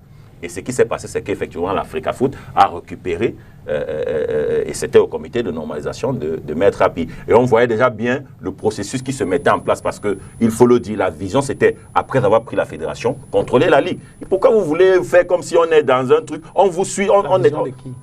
La vision de qui? Je parle de tout ce mouvement qui s'est mis en place pour prendre la fédération. Il faut pas, ne venez pas, on n'a pas le temps pour venir. Pas le français qu'on va commander, ne dis pas venez pas. Tu parles le mouvement de tous ceux. Le mouvement de tous ceux qui avaient pour ambition prendre la FECAFOOT puis contrôler la Ligue. Donc je vous rappelle donc un certain nombre de faits. Donc quand cela s'est passé, la FECAFOOT a repris. Qu'est-ce que le général a fait? Lorsqu'il y avait des problèmes d'arbitrage, il a commencé à sanctionner. Vous avez vu, à une période, depuis que la Ligue existait, c'est l'une des périodes où on a vu beaucoup de sanctions des arbitres qui faussaient forcément les données des uns et des autres. Et c'est pour ça que certains clubs ont eu beaucoup de difficultés, il faut le dire, ces dernières années à se maintenir dans le championnat. Et comme ça n'a pas suffi, il faut le préciser, lorsque ce problème d'achat de matchs a commencé à être récurrent, les présidents de clubs sont même, certains présidents courageux qui étaient exaspérés, sont montés au créneau pour dénoncer. Alors, le général, ne lâchant pas les ailes parce qu'il avait véritablement fait de cette commission sa priorité, il y a donc eu ce passage en force ou ce problème de co-signature. Et face à ce problème de co-signature, Mangele, vous le savez, elle était déjà en retraite. C'est le président qui a prorogé sa retraite. Mais il faut le dire. Avec un CDD. D'accord. C'est lui qui avait un CDD. Donc ça veut dire que le général lui-même n'est pas là de la retraite. Ça veut dire que tous ceux qui travaillent dans la fonction. Monsieur Laïbe, paix à son âme, qui est le premier secrétaire de la LFPC, était en retraite déjà avant qu'on le nomme. Je dis quand on s'entend, je vous l'ai bien dit, quand on s'entend pour violer la loi, le jour où quelqu'un décrit, on se réfère à la loi. C'est ce que je suis en train de vous dire. C'est-à-dire aujourd'hui. Voilà, c'est ce que je dis bien. Lorsqu'on s'entend à quelqu'un qui est en retraite de travailler, réponds à la question. Est-ce que le fait qu'il convoque l'âge de la retraite, ce n'est pas dans les lois? Vous avez convoqué. C'est en violation de la loi quand tu as signé un contrat de durée déterminée à quelqu'un. Tu as violé la loi. Il y a ce qu'on appelle les compensations. Lesquelles? Ça veut dire que tu fais unilatéralement, tu me compenses? Et quand il est allé au ministère, comme tu cites trop le ministère, le jour quand il est allé au ministère. Moi, je n'ai pas encore cité le ministère. Non, je vais citer. Comme quand il est allé au ministère pour le cas Mangele. Qu'est-ce qu'on lui a dit là-bas? Laissez-moi finir de convoquer. On lui a dit là-bas d'aller là, laisser même comme consultant, il a laissé. Laissez-moi finir. Mais aujourd'hui, tu cites beaucoup le ministère. Je n'ai pas encore cité le ministère. Il faut le citer. Et on va citer le ministère, justement. On va le citer. Voilà. Donc, quand cela s'est donc passé, les présidents se sont braqués, boycottant le championnat avec la complicité de la FECAFOOT pour justement... Maintenant, tu mets la complicité. Laissez-le terminer, certes. Vous n'allez pas l'interrompre à tout bout de champ. Allez-y jusqu'au bout de dire que le président boycottait le championnat, là, c'est logique. Sylvain Kwambi. Ne dis pas avec la complicité de quelqu'un, tu n'as pas la preuve de ça. Je te connais comme journaliste. Vous voulez me tenter un procès? Il n'y a pas de problème. On peut te tenter parce que tu as dit ce qu'il n'y a pas de problème. Je dis bien, avec la complicité de la FECAFOOT, les présidents ont bloqué le début du championnat. C'est de ça dont il est question. Pourquoi vous pensez que je pèse mes mots? Voilà. Bon, maintenant, laissez donc que soit mon avis, ne me contredisez pas. Lorsque vous prenez la parole, vous direz ce que vous voulez. Donc, voilà ce qui s'est passé. Donc, vous ne pouvez pas venir nous dire aujourd'hui que c'était un problème de gestion parce que vous-même, vous êtes concerné. Est-ce que ça exclut le problème de fond? D'accord. Terminé, on va tout le monde est concerné, même toi. C'est ce que je dis. Donc, alors, c'est pourquoi je vous dis donc... Et maintenant, pour arranger, on fait quoi? On va aller chercher quelqu'un sur Mars? Mais pourquoi vous voulez donc exclure... On a exclu qui? Alors, on a exclu qui, Sylvain Kwame? Permettez-moi de finir. Mais pourquoi tu parles? On a exclu qui? Dis ce que tu viens de dire, on a exclu qui? Vous voulez qu'on vous dise qui vous êtes en train d'exclure? On a exclu qui? Attends, dis-nous, on a exclu qui? Serge, vous avez violé les textes. Vraiment de Dieu. Parce que dans le débat de fond, c'est mettre de côté le général qui dérange. Qui? Je suis d'accord. Non. Loin de là l'intention. Je dis dans le débat de fond. Non. J'ai dit cette lecture est erronée. Cette lecture est erronée. Dans tous les textes des ligues, y compris de la FECAFOOT, c'est la seule ligue où expressément on a introduit. Si vous êtes présent, je vais te dire. Présentez-moi vos textes de la Ligue régionale où il y a la limitation d'âge. Non, écoute. Les textes de la FECAFOOT existent. Présentez-moi un seul article où il y a la limitation d'âge. Je dis, c'est la seule ligue où on a expressément introduit la limitation d'âge. Et maintenant, tu peux mettre la parenthèse dessus rapidement. Ok, faites la parenthèse. Vraiment rapidement. On va évoluer. La limitation d'âge. Paix à son âme, il a quitté cette vie. Honorable Wembe. La limitation d'âge le touchait même lui aussi. Parce qu'on l'a mis. Tu comprends? C'est une affaire générale. Quand les statuts de la fédération ont une connotation comme celle-là, ça impacte. Même au président de la FECAFOOT, ça lui impacte. Donc c'est pas une affaire de ligue. D'accord. C'est pour les FECAFOOT. On refait la parenthèse. C'est dans les textes de qui? De la FECAFOOT.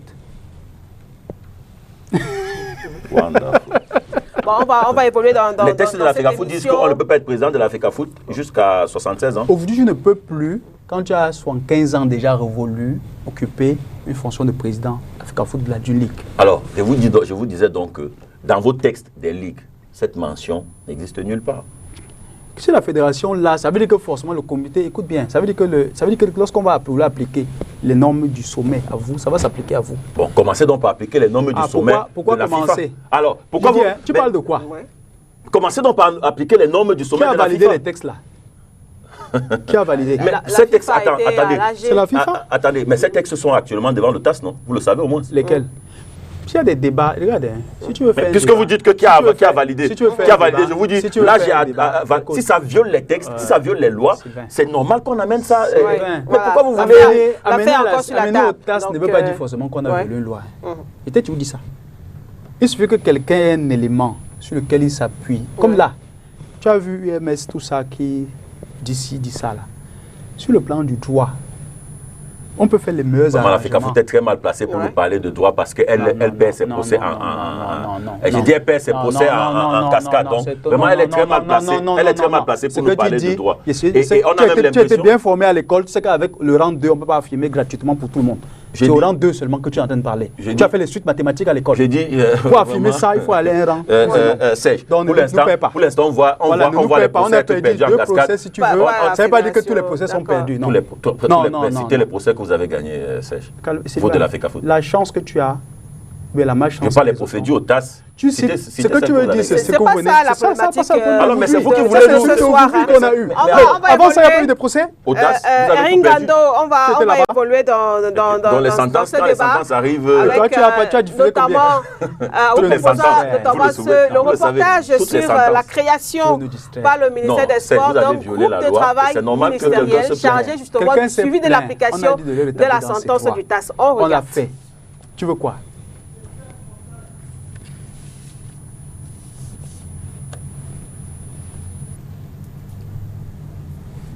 FECAFOOT qui permet au président de la Ligue de football professionnel de rester en place jusqu'au 30 juin 2021 en application de la sentence du tribunal arbitral du sport.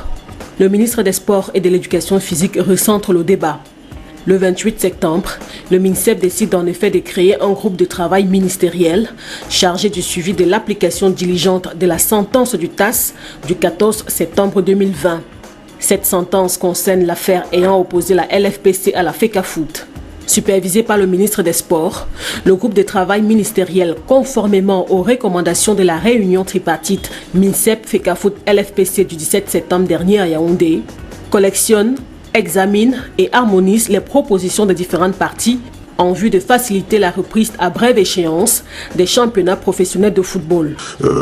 Peut-être qu'on pourrait dire que c'est une structure de plus et peut-être même une structure de trop au moment où les joueurs camerounais attendent de rentrer dans les arènes pour pouvoir préparer à la fois le championnat de première et deuxième division et préparer le CHAN en 2021 et puis la CAN en 2022.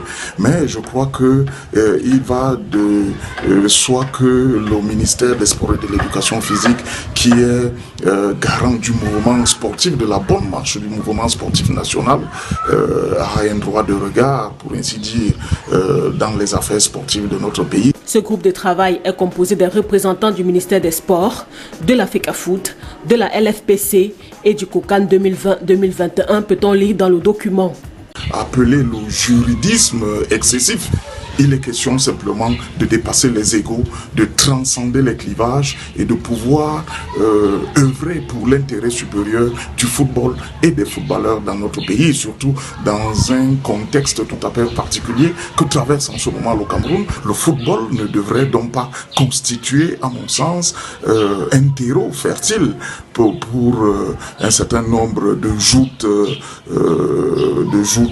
politiques ou de joutes de quelques individus que ce soit. Donc les uns et les autres devraient donc transcender ces éléments-là, leur ego, pour pouvoir mettre en œuvre et appliquer, n'est-ce pas, à la lettre, la décision du TAS.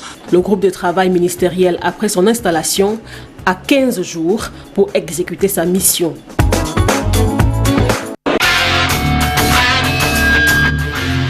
Et voilà pour cette création du groupe de travail ministériel chargé du suivi de l'application diligente de la sentence du TAS du 14 septembre 2020. C'était donc lundi dernier, cette décision du ministre des Sports. Sylvain Kwambi, on a écouté vos arguments de part et d'autre. C'est vrai que les missions attendues par rapport à ce groupe de travail sont claires, chargées de suivi de l'application de la sentence du TAS, conformément aux recommandations de la réunion tripartite ministère FECAFOOT LFPC du 17 septembre 2020. Donc, le groupe de travail collecte, examine et harmonise les propositions formulées par chacune des parties et éventuellement des parties tierces en vue de faciliter la reprise à très brève échéance des championnats professionnels de football et la participation des clubs locaux de football aux compétitions internationales. Quelle est l'interprétation que vous faites justement de cette démarche du ministère des Sports? Donc, comprenons ça comme, et avec raison, comme une ingérence de l'État dans les affaires internes du football. Donc, comprenons ça comme une refuge, ça dépend de la position où on se situe.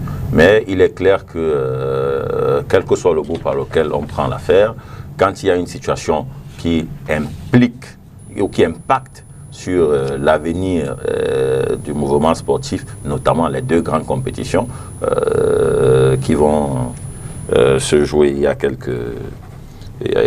d'ici l'année prochaine, notamment le CHAN pour commencer. Il est clair que l'État se sent un peu concerné parce que ces deux entités concourent d'une manière ou d'une autre au rayonnement et au succès de cet événement. Maintenant, il faut dire que dans la démarche, on voit bien que c'est beaucoup plus devenu une question d'homme que d'institution. Parce que l'institution LFPC étant rétablie, il n'y a pas lieu de revenir sur comment on fait pour appliquer. Parce que et ça, Serge, qui est par ailleurs un opérateur économique, il faut le dire, le sait très bien. Il utilise la fiscalité au quotidien dans la gestion de ses affaires.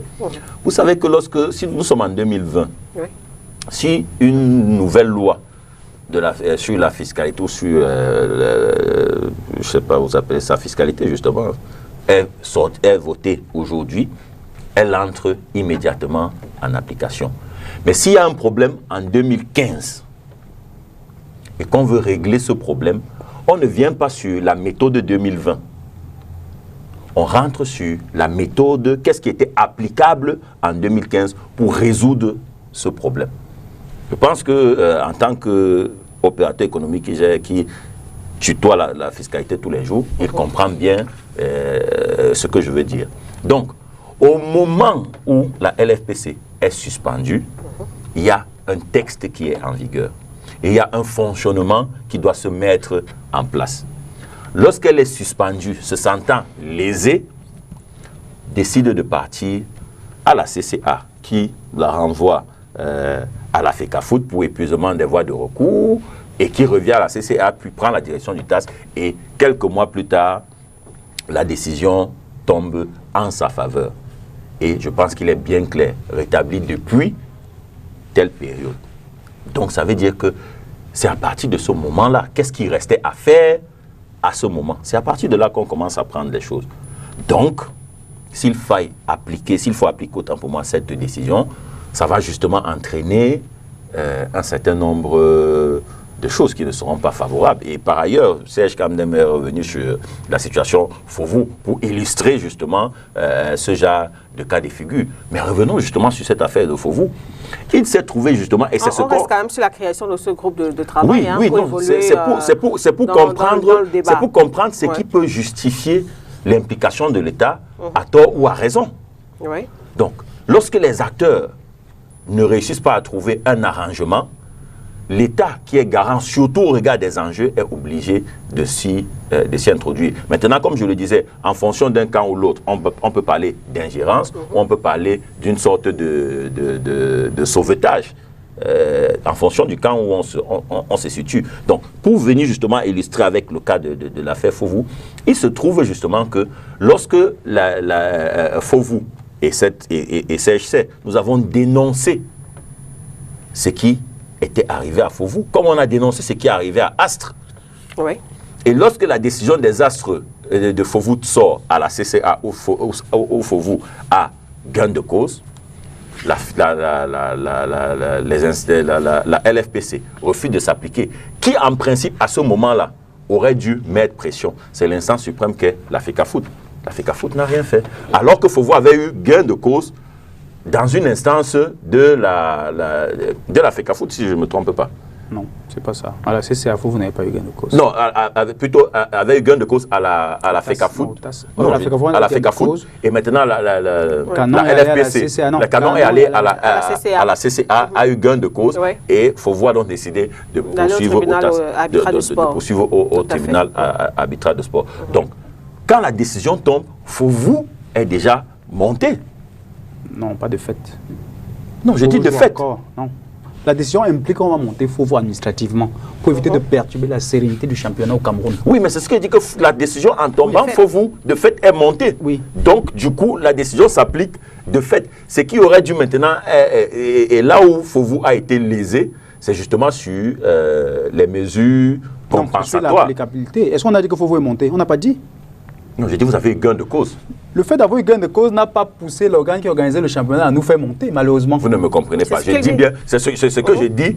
La décision en tombant... imposait la montée. Ouais. Je dis, la décision en tombant donne raison à Fovu qui proclamait que sa place, c'est en Ligue 1. Oui. On est d'accord. Oui. Donc, Fovu, en allant au TAS, avait aussi la possibilité de ne pas jouer le championnat. Vous le savez? Bien sûr. Voilà. Donc, Fovu ayant joué, ayant accédé, la décision s'appliquait de fait. On est d'accord. Donc, du coup, là où Fovu a été lésé, c'était justement sur les mesures compensatoires.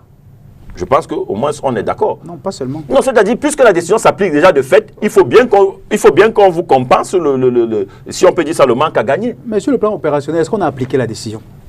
C'est ça que la décision s'applique de par les textes de la décision. Mais est-ce qu'on l'a appliqué sur le plan opérationnel? Quand vous êtes monté de fait, on fait comment? On n'est pas monté. Hey, vous étiez resté en Ligue 2? Oui.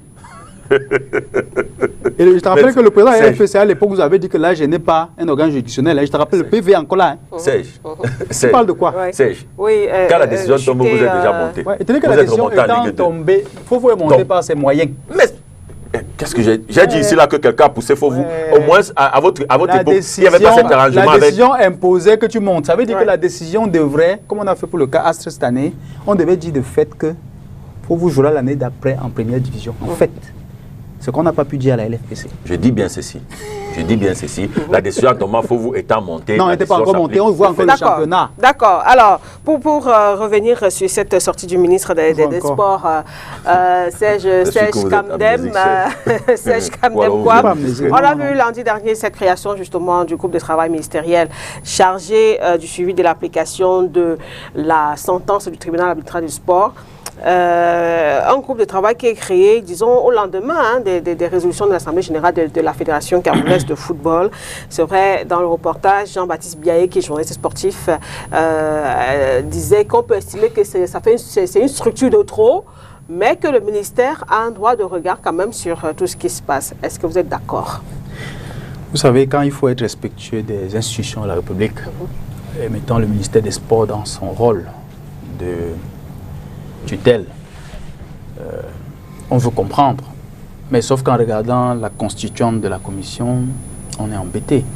Par quoi? Embêté parce que elle aurait dû, un peu comme on a fait la rencontre président LFPC, président FECAFOOT avec le ministre, il aurait dû peut-être rappeler les deux personnes à la limite pour dire, ok, vous êtes allés, vous n'avez pas vu vous accorder, il y a eu quoi? C'est-à-dire ensemble maintenant, essayer de voir à quel niveau est-ce que ça coince entre les deux. Mais le ministre dit qu'il reste un peu sur la suite par rapport à la réunion du 17 septembre, la tripartite qu'il y avait eu. Donc c'est un peu dans la suite de... S'il est dans la suite, de cette s'il est dans la suite, donc, ça veut dire que sa réaction est tardive. Parce qu'il devrait la prendre avant l'Assemblée générale de la FECAFOOT. Puisque le football est reconnu comme étant tenu pour éviter l'ingérence dont parlait Sylvain. Parce que ce qu'il est en train de faire, imaginez que le représentant de la FECAFOOT ne se sentent pas concernés, ou bien de la LFPC. Parce que c'est une réunion. Vous voyez que là-dedans, c'est le ministère qui est dans une réunion du ministère. Les clubs ne sont nulle part. Vous voyez qu'il y a un problème dans la constituante de la commission pour moi. Parce que les acteurs, c'est le moment mais quand même, on met comme membre là, représentant de la FECAFOOT, du Comité national olympique, de la Ligue de football professionnel du Cameroun. Voilà. Oui, les représentants dont on parle. La LFPC a combien de personnes dedans? La Ligue, la FECAFOOT a combien de personnes dedans? Une commission de combien de personnes à l'arrivée? Pour faire quoi? Parce que le problème, comme vous avez vu, à partir du moment où la LFPC et la FECAFOOT peuvent s'échanger de courrier comme on voit là, ça veut dire que le problème est administratif. C'est-à-dire que c'est deux entités déjà qui existent, mais maintenant sur le plan administratif ne s'accordent pas sur certains détails. Je crois qu'on est d'accord là-dessus, Sylvain. Maintenant, les questions à chaque structure, en interne, de s'organiser. La fédération sait, à travers la réaction du président de la Ligue, que la convention qu'ils ont signée, à partir du moment où ils vont réunir le secrétaire général, la convention qu'ils ont signée devient caduque. C'est ce que ça disait. Maintenant, c'est à la Ligue, à travers ses organes internes, de se prendre en charge.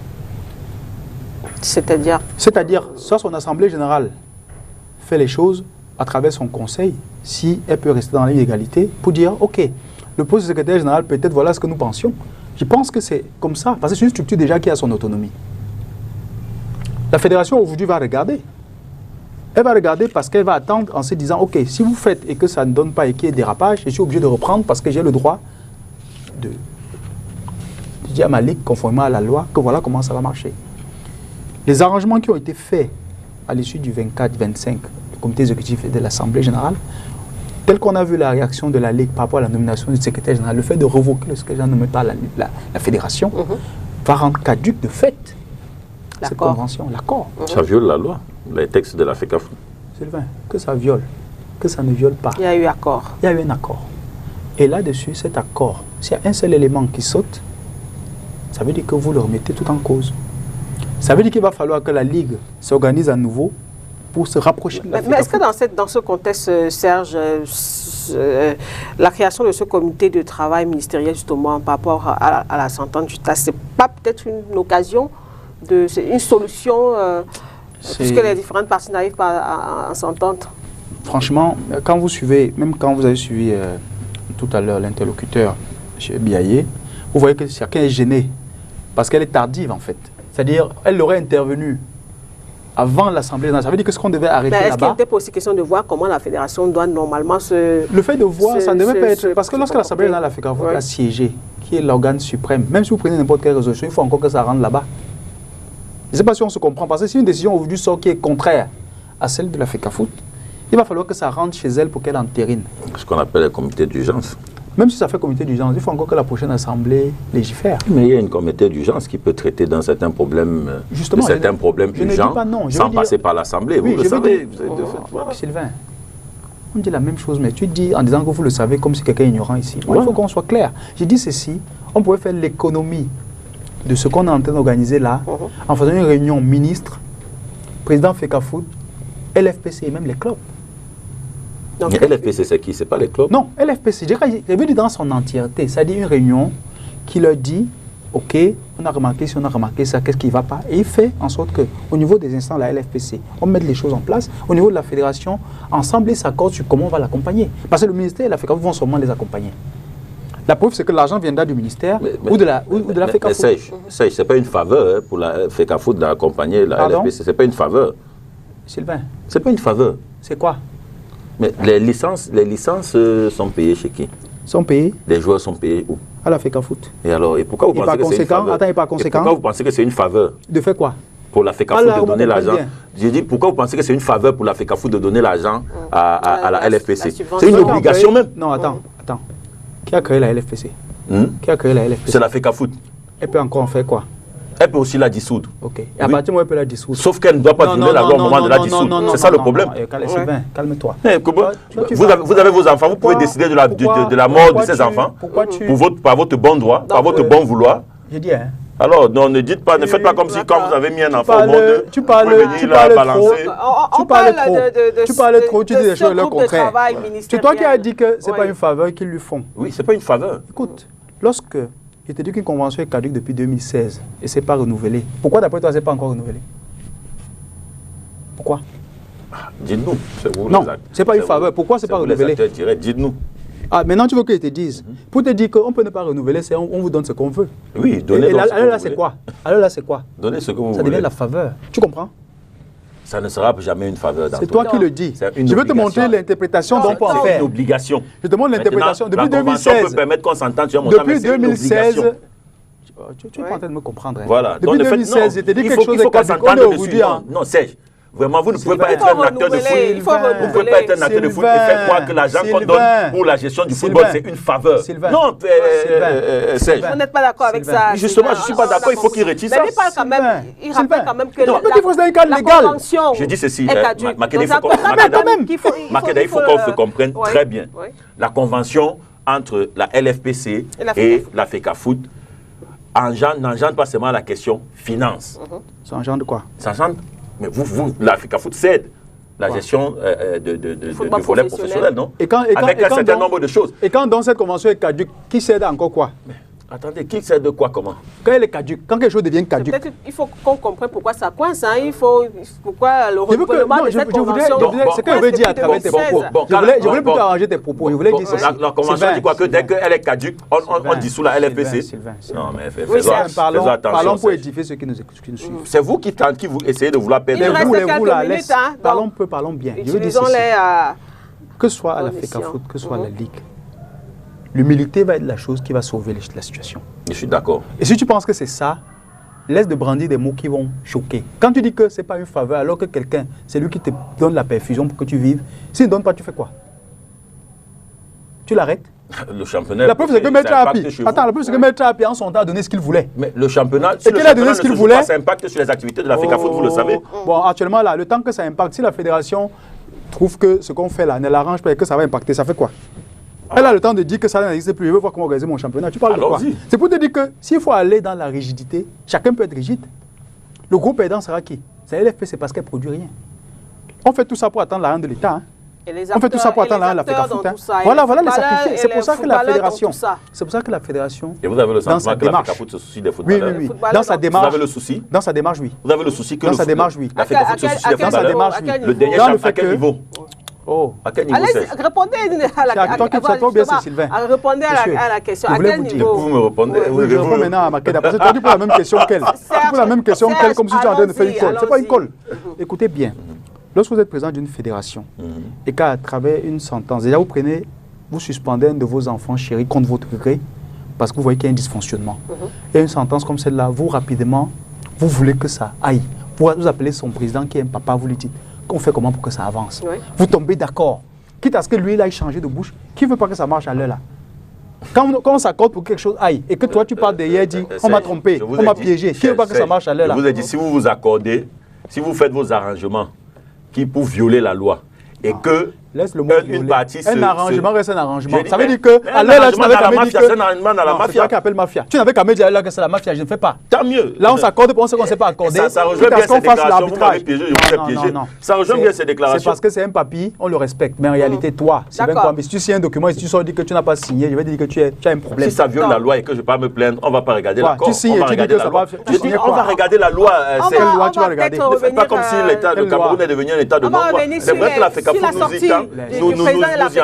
Malheureusement, c'est pas le cas. Tu veux dire ce qu'on n'a pas dit. Tu ne peux pas instrumentaliser les gens ici. Tu peux pas. Du président de la FECAFOOT après l'Assemblée générale de vendredi dernier du côté de Yaoundé, justement par rapport à cette situation au niveau de la Ligue de football professionnel. On regarde un extrait de sa sortie.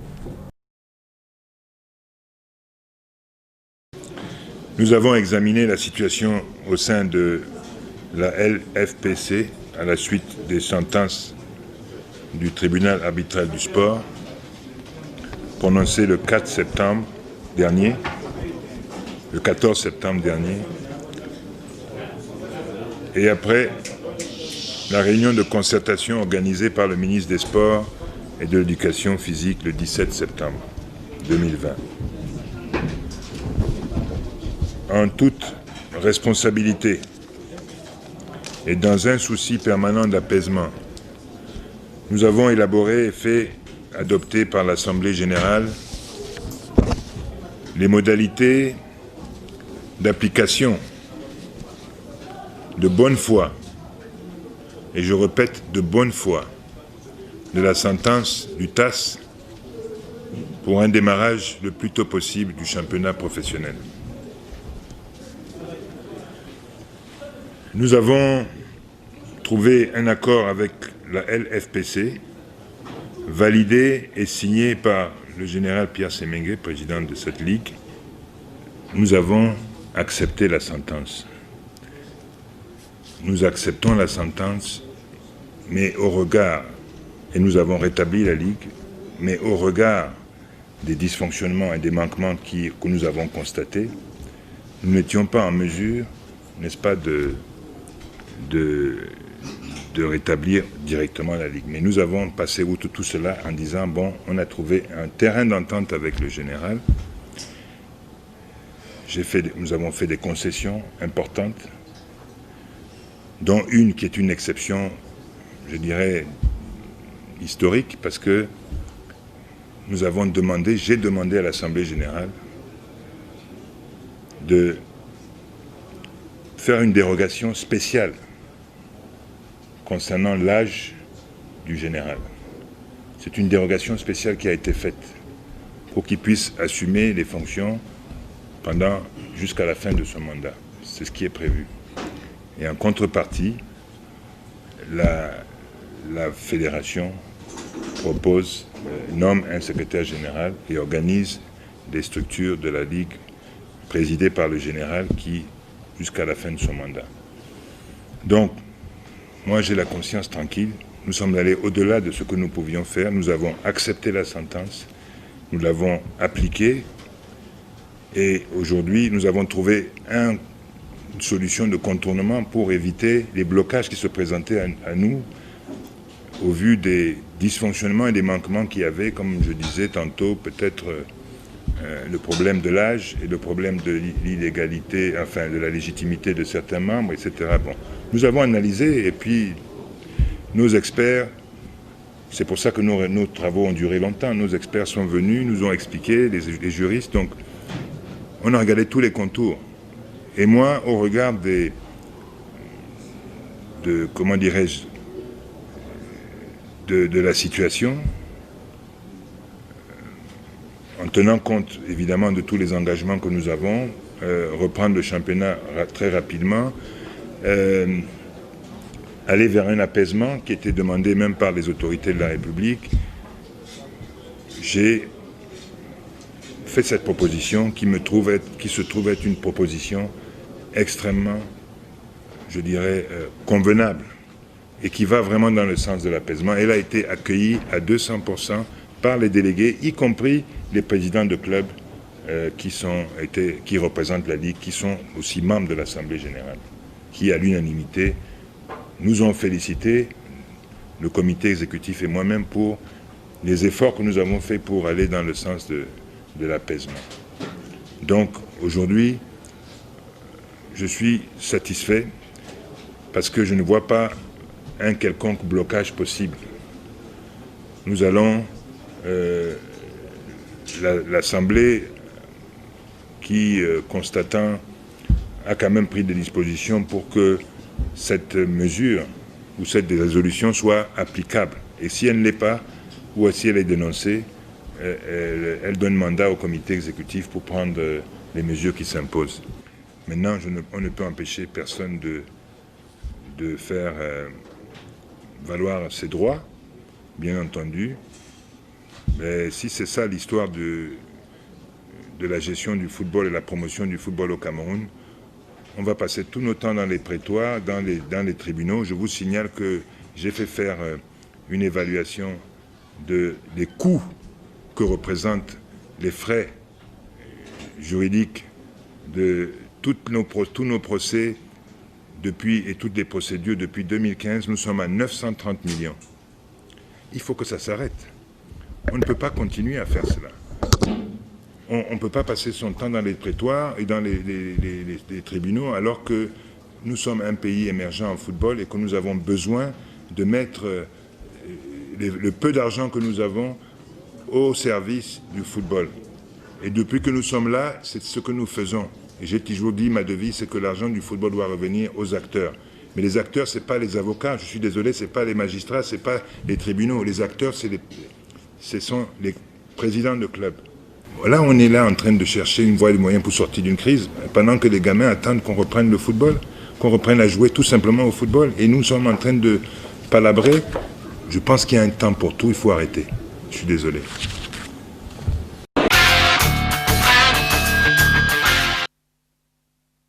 De la sortie du président de la FECAFOOT après l'Assemblée générale de vendredi dernier à Yaoundé. Le président Sédou Boumondé qui rappelle que la FECAFOOT a dépensé 930 millions dans les procès etc. Et par rapport à l'accord justement entre la LFPC et la FECAFOOT, il est clair, si l'accord est dénoncé, mandat a été donné au comité exécutif de prendre les mesures qui s'imposent. Aujourd'hui, Serge Kamdem, on est un peu dans ce cas de figure. Hein? Qu'est-ce qui va se passer? Malheureusement, c'est ce qu'on ne souhaitait pas. Malheureusement. Moi, j'ai toujours espoir que le président de la LFPC, qui est venu à une réunion sereine, le 24 et le 25, qui est sorti de là, est sûrement allé à la maison et que ceux qui n'ont pas trouvé le compte dans ce qu'il a signé, comme lui ont commencé à lui dire, tu as signé, ben nous sommes où? Peut-être sont eux le problème pour lui.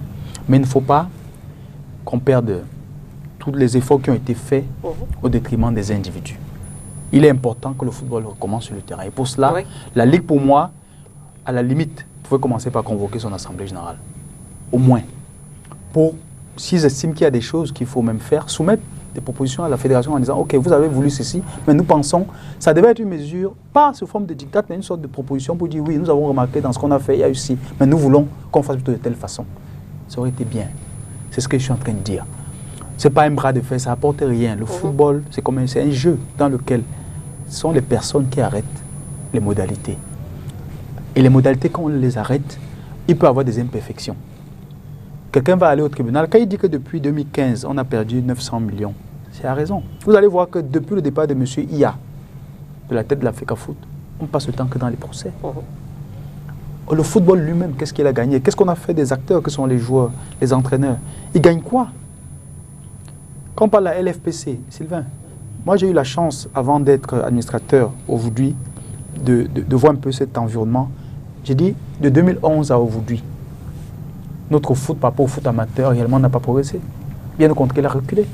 Alors qu'on a mis une ligue en place, alors qu'on y injecte beaucoup d'argent tous les ans, donc en réalité c'est un fiasco. Nous devons faire notre mieux. Et même c'était ça l'esprit, c'est-à-dire commencer par un arrangement comme ce qui a été fait, considérer que c'est un peu comme le mandat initial de la ligue à sa création, la mettre en place, et que le papy qui est là aujourd'hui, avec ses 8 mois qu'il a, organise la ligue telle qu'avant de partir, il laisse quelque chose, un héritage au moins aux autres. C'était ça l'objectif du président de la FECAFOOT. Maintenant, si on se met à entrer dans le juridisme de oui, on a signé ça, mais le secrétaire général, c'est nous qui devons proposer. Mais on a peur de quoi? Si on est pour une gestion saine, on a peur de quoi? Serge, moi je vais vous dire pourquoi je suis un peu gêné quand je suis ce discours que vous venez de tenir. Vous voulez nous laisser croire que la responsabilité de l'échec du football camerounais incombe au général. Je parle du foot professionnel. Je parle du foot professionnel. Ok. Restons donc sur le foot professionnel. Voilà. Alors, si je vous pose une question, est-ce que les clubs aujourd'hui sont mutés en société? C'est ça qui devait faire le succès du foot professionnel? Répondons à la question. Je vous pose une question. C'est ça qui devait faire le succès du foot professionnel? Je vous pose une question. Est-ce que les clubs sont mutés? Ce n'est pas la mutation qui fait sa professionnalisation. Est-ce que les clubs sont mutés? Non. Ceux qui sont mutés, il y en a qui sont mutés. Est-ce que la fédération a édicté le cahier de charges pour les clubs? Il ne me semble pas. La fédération qui devait éditer?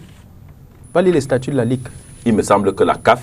Va lire les statuts de la Ligue. Il me semble que la CAF...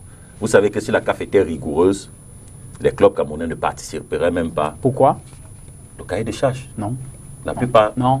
Ok. Si tu ne connais pas les règlements, ne dis pas ce que tu ne connais pas.